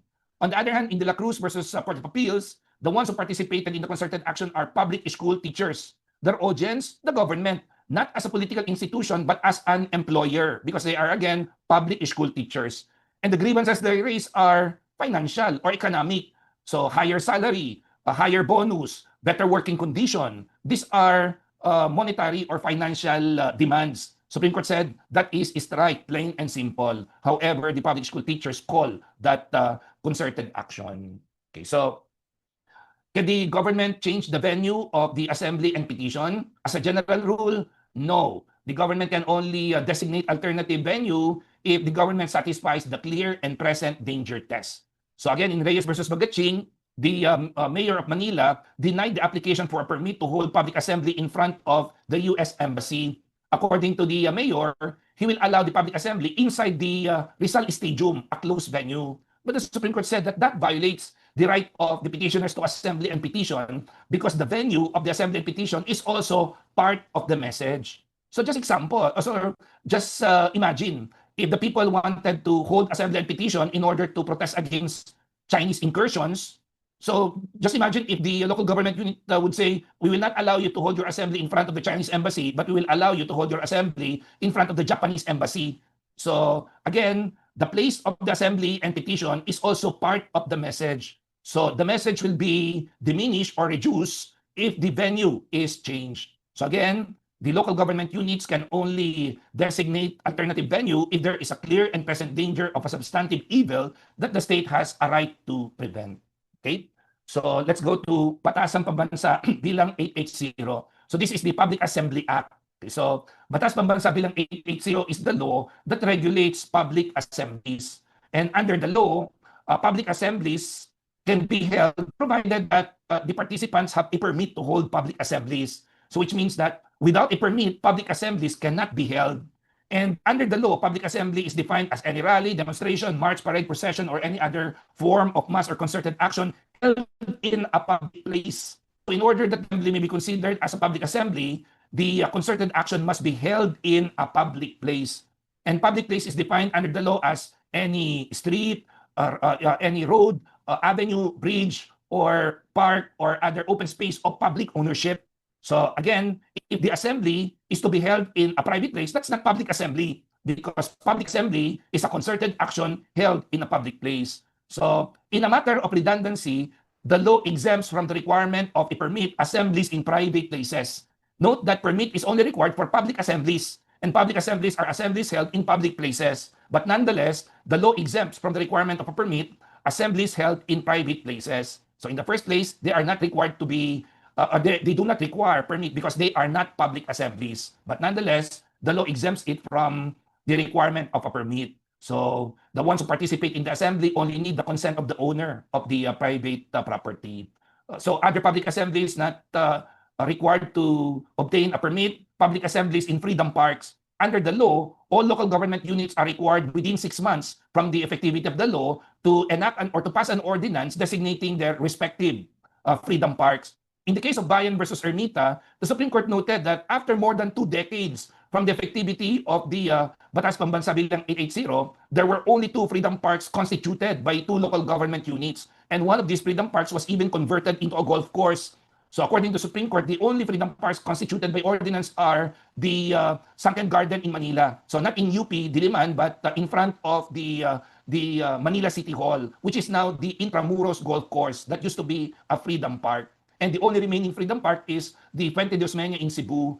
So in that regard, in Bayan versus Ermita, the Supreme Court issued a warning to all local government units. According to the Supreme Court, all local government units are required to enact the respective ordinance to establish their freedom parks within 30 days from the finality of the decision. Otherwise, the Supreme Court said that all public parks within the local government units should be treated as freedom parks where public assemblies may be held without a permit. Okay, so that's in Bayan versus Ermita. And the last public assemblies which do not require permit is assemblies in government-owned and controlled educational institutions, SUCs, so universities and colleges, which only require compliance with the rules and regulation of the school. Okay. Under the law, the organizers of public assembly must file their application for a permit not later than 5 working days before the date of public assembly. Note that it must be filed not later than 5 working days, not calendar days, before the date of the assembly. And under the law, the local government unit where the application for permit is filed has 2 working days from receipt of the application to act on the application. Action on the application could either be approval or disapproval, but the local government unit has 2 working days to act on the application. If the local government unit failed to act on the application within 2 working days, then the application is deemed approved and the assembly may be held even without a permit. Okay, so supposing the Office of the Mayor refused to receive the application for permit to hold public assembly because the Office of the Mayor said that if we accept the application, then we have 2 working days to act upon it and we have other things to do. So in order that we will not be covered by the 2 working days requirement, we will not accept the application. So what is the remedy of the applicant? The remedy of the applicant is to post the application in any part of the office of the mayor, and that will be considered as the date of the application. So the 2 working days to act on the application will start from the posting of the application in any part of the office of the mayor. And likewise, the law prohibits or the law penalizes the refusal of the office of the mayor to receive or to accept application for a permit. Okay. In the case of Bayan versus Ermita, the petitioners here challenge the constitutionality of BP 880 on the ground that it is a content-based regulation solely because of the use of the term lawful in the definition of public assembly, influencing, protesting. So according to the petitioners, they are it is content-based because of the use of the terms. Supreme Court said that the use of the term lawful is based on the Constitution because the Constitution only protects lawful assemblies. So if the assembly is not lawful, then it is not protected by the Constitution. Similarly, it is not protected by law. Okay, so, and likewise, the Supreme Court said that the term protesting, influencing is not only applicable to anti-government assemblies, they are also applicable to pro-government assemblies. So therefore, content neutral. Okay, so likewise, even if the law is content-based, the law applies the requirement of clear and present danger in order to determine whether to deny or to disapprove the application for a permit. So again, content-based regulations are not automatically unconstitutional. While they bear the heavy burden of unconstitutionality, they are valid for as long as they can satisfy the standard of clear and present danger. Okay, so in the case of Bayan versus Ermita, tired of using the term maximum tolerance, President Arroyo wanted to use a different term, calibrated preemptive response. Because according to President Arroyo, law enforcement officers are getting confused on the term maximum tolerance. So in lieu of maximum tolerance, the President said, from now on, we are going to apply calibrated preemptive response. And according to the executive secretary, calibrated preemptive response is the same as maximum tolerance. So is that allowed since calibrated preemptive response is the same as maximum tolerance? Supreme Court said no. According to the Supreme Court, the term maximum tolerance is mandated by law, by BP 880. And use of a different term will amount to amendment of the law. And the President does not have the power to amend the law. The law requires maximum tolerance. Even if calibrated preemptive response means the same thing, the office of the President cannot modify the law. So in that regard, the Supreme Court declared the so-called calibrated preemptive response as a darkness that surrounds freedom. So the Supreme Court declared it as unconstitutional. Okay, so exactly, it's 5:01. So is it okay, Ms. Cathy, if we answer the questions in the chat box before we end the session? Ms. Cathy? Hi, Attorney. Okay, is it okay if we answer the questions in the chat box before we end the session this afternoon? Yes po. Okay, so let me open the messages. In relation to inadvertently discovered during the implementation of search warrant for illegal drugs, to confirm that the seizure is in plain view valid. However, the item cannot be used to prosecute for illegal possession of firearms based on our discussion. Okay, so again, just to clarify this, in the case of People versus Del Rosario, the police officers found the unlicensed firearm inside the canister, inside a cabinet. So definitely, it is not covered by plain view doctrine because in order that the plain view doctrine may be applied, the incriminating evidence must be in plain sight. The police officers must have discovered the incriminating evidence without conducting a search. So accidentally, the police officers only stumbled upon the incriminating evidence without opening anything. So again, in the case of People versus Musa, Supreme Court said that the discovery of marijuana inside the plastic is not covered by plain view doctrine because what was in plain view was the plastic, not the contents. The police officers cannot see the contents of the plastic. Therefore, it cannot fall under seizure of evidence in plain view. Okay, so there's a question. May I deny a mall guard to open my trunk? Okay. The mall guard will also deny you entry into the mall. Remember that the mall is a private property. The owner of the mall can implement rules and regulation. So we cannot apply the Bill of Rights to the owner of the mall. Okay, so the owner of the mall can say that all persons who enter the mall should be subjected to search. So if the person does not want to be subjected to search, he will also be denied entry into the mall because that is a private property. Okay? How about goods already displayed in SM? So meaning there are incriminating evidence openly displayed in SM and the police officers see the incriminating evidence without conducting a search. So will that fall under plain view doctrine? Answer is yes. So if the police officers have a right to be in a place where they have observed the objects and they did not conduct a search and they discovered the incriminating evidence inadvertently, then seizure of evidence in plain view may be applied. Okay, so let's go to another one. In relation to airport search, personnel assigned in the X-ray machine or conveyor informed the passenger that they have to open the baggage. Upon searching, they found a bullet and marijuana, but the passenger argued that this is tanimbala, modus operandi. Can the passenger demand for the CCTV to be reviewed, or what is the remedy of the passenger? So first, it is a valid warrantless search because it is a routine inspection in the airport terminal. So as to the right of the passenger to demand for the CCTV to be reviewed, it is within the right to due process of the passenger.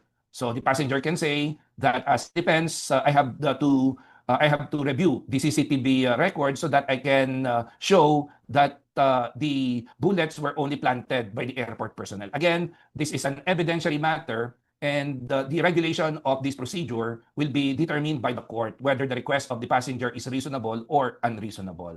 Okay? So, as we will discuss later, remember that under Section 14 of Article 3, one of the rights of an accused in a criminal case is the right to compulsory processes. So which means that under the right to compulsory processes, the passenger can ask the court to issue subpoena in order to compel the production of the CCTV record. Because again, it is part of the right to due process as well as the right to compulsory processes. Will a break in the chain of events apply to a continuing crime? Okay, so answer is no. Because again, the chain of events only apply to hot pursuit arrests. Continuing crime is not subject to hot pursuit arrest, but in flagrante delicto arrest. So if the person is charged of, say, for example, rebellion, so even if he is not committing acts which are constitutive of the elements of rebellion, he is still considered to be engaged in the act of committing the crime of rebellion. So again, it's not hot pursuit, but in flagrante delicto arrest. DPW defamatory statement proven to have been made against the personal transactions of the employee who happened to be a government officer.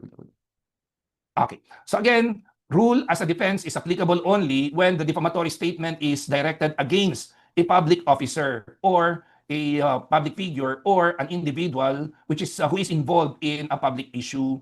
So in our example earlier, the Secretary of the APWH or the reporter can present as evidence truth of his statements that the Secretary of the PWH was using government funds to support his lifestyle. So the reporter can say that it was made in good faith because I have proof to show that the statement is true. But when it comes to private individuals, even if the statement is true, proof of truth is not a defense. So even if the defamatory statements are true, persons are not allowed to publicly defame private individuals because that would be libel. Okay, clarification regarding warrantless arrest. Okay, so again, just to clarify, search incident to a lawful arrest. In the case of Malacat versus Court of Appeals, the Supreme Court said that the lawful arrest must happen first before the search. So the search cannot precede the arrest. Okay, so again, lawful arrest must happen first before the search. Again, in the case of Malacat versus Court of Appeals, the police officer chased the petitioner and the police officer searched him. The police officer found a hand grenade tucked in the waistband of the pants of the petitioner. Supreme Court said that that is not a search incident to a lawful arrest because the search happened first before the arrest. So again, search incident to a lawful arrest requires a prior lawful search before, or a prior lawful arrest before the search, and the sequence cannot be reversed. Okay. Search incident to a lawful arrest applies to all incriminating evidence. It is not only limited to dangerous firearms. So for example, in the case of Posadas versus Court of Appeals, it was a bypass operation for selling of marijuana. So the accused was arrested in flagrante delicto of committing a crime, selling of prohibited substance. Okay, so, and after he was arrested, he was searched, and the police officers found several cellophanes of marijuana inside his pocket. Note that marijuana is not a dangerous weapon. It is nonetheless prohibited article. So again, search incident to a lawful arrest may be applied in order to search the body of the person arrested, his outer clothing, and premises within his immediate control. And all prohibited articles may be the subject of search incident to a lawful arrest. Okay, so next. Traffic violator, when asked for his license, handed instead a packet of shabu by mistake. Can he be prosecuted? Yes, because he was committing a crime in the presence of the traffic officer.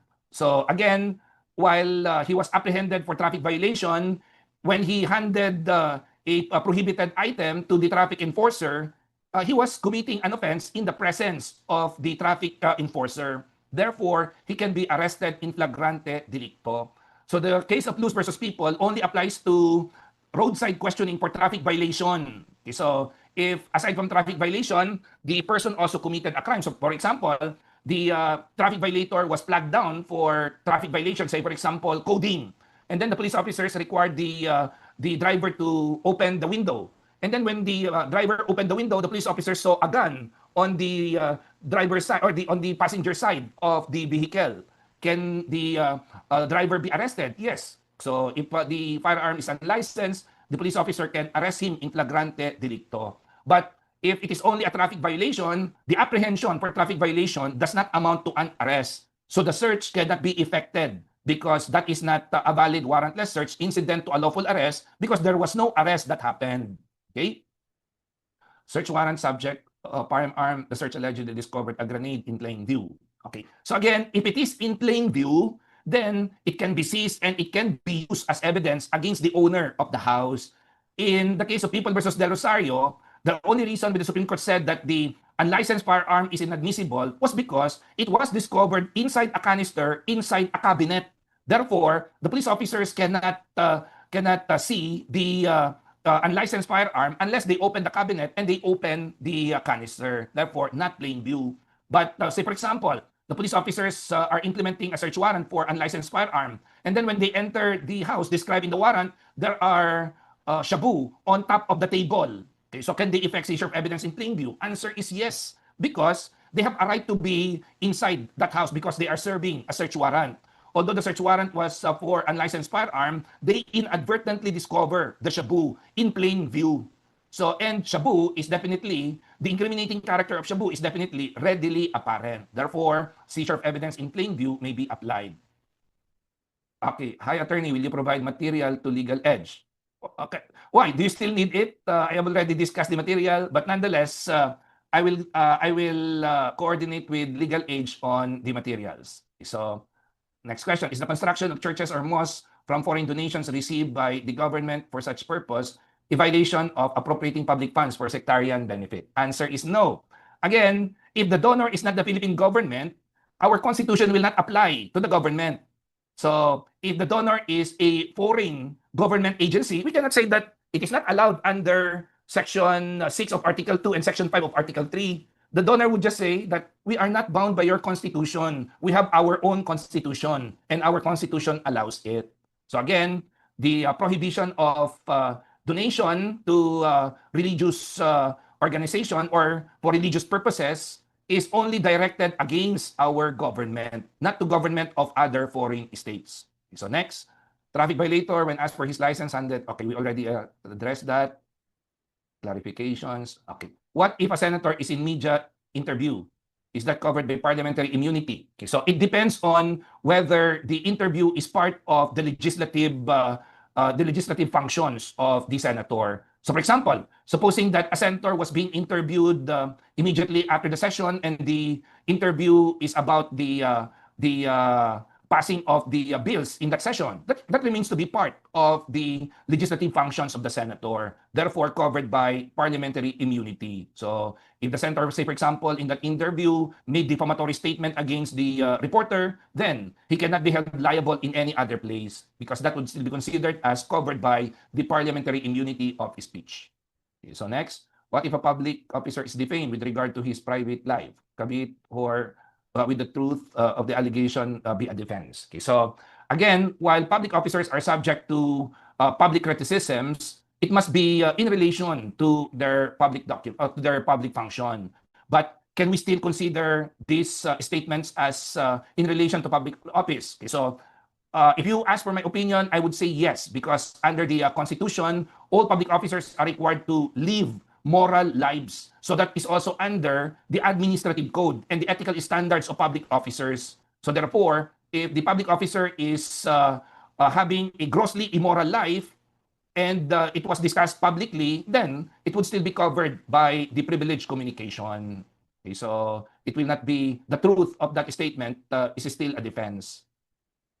Can a seized item under plain view doctrine be considered waived if it was presented and not objected to by the accused? Okay, so supposing that an incriminating object was obtained not in plain view and it was used as an evidence in a criminal prosecution. So the question is, if the accused did not question the validity of the seizure, is it deemed waived? Okay, so answer is that even if the accused does not raise objection to the evidence, courts are required to take judicial action, mandatory judicial action on the constitutional guarantee. So, which means that it is incumbent upon the prosecution in order that conviction may lie that the objects were lawfully seized. So, which means that the absence of objection on the part of the accused will not divest the prosecution of the duty to prove that the object was seized validly. So, again, the silence of the accused is not an excuse on the part of the prosecution to prove that the item was lawfully seized. Please give tips in answering the bar in political law. So, and how may the SPJI be incorporated in political law questions?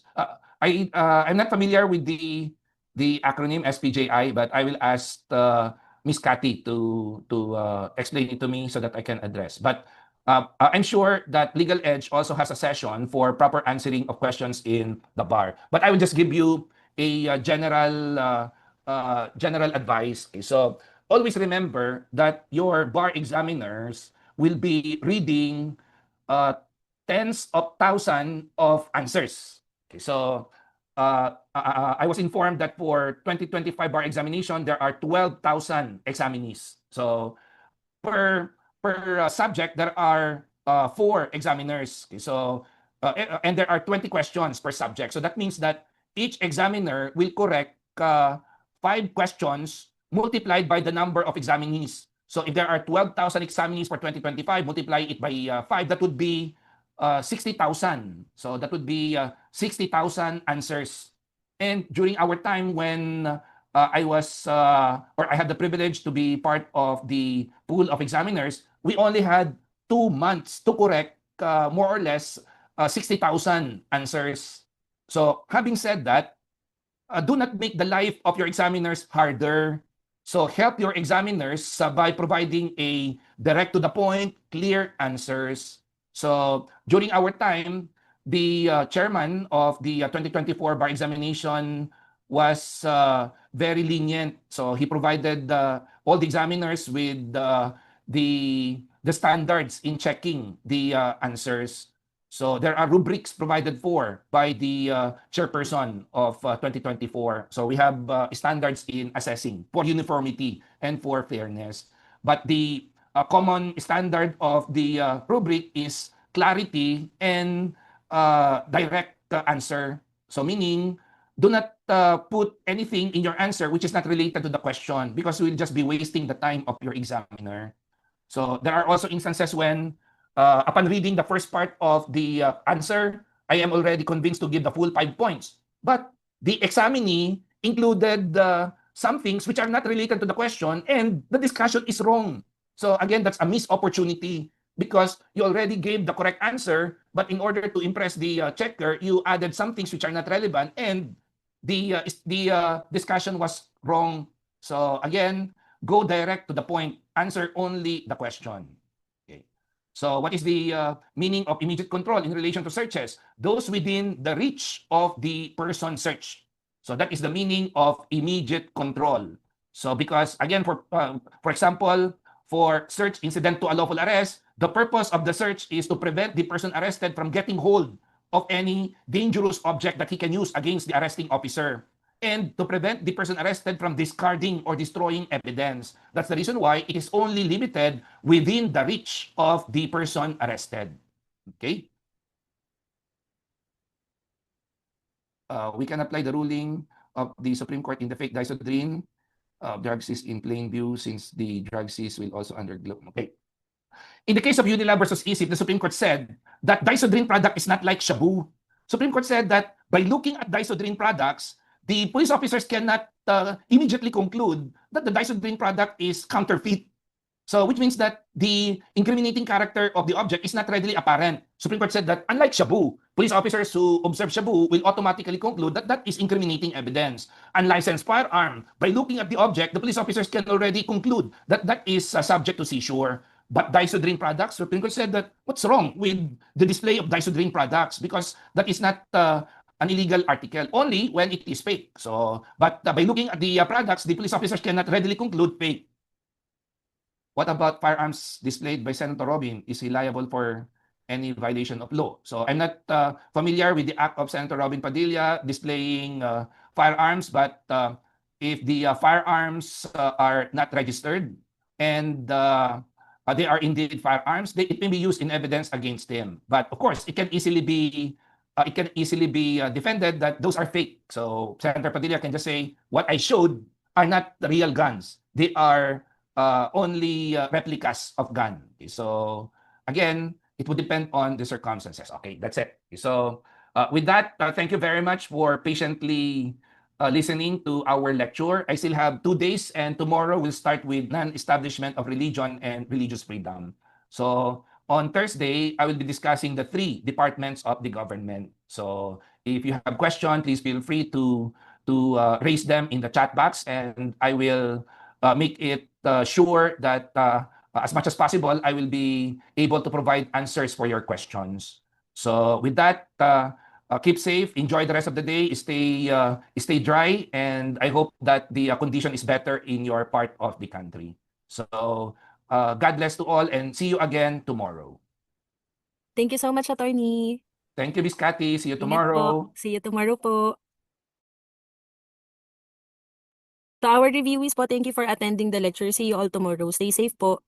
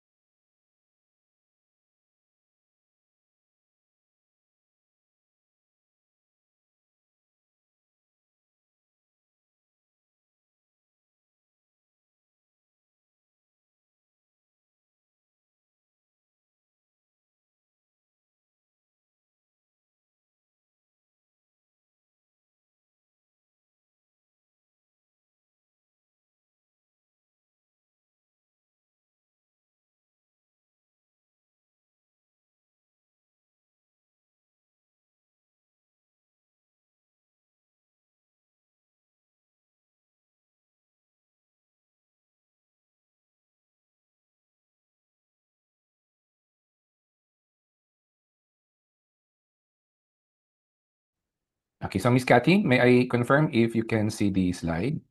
Yes po, attorney, visible na po. Okay.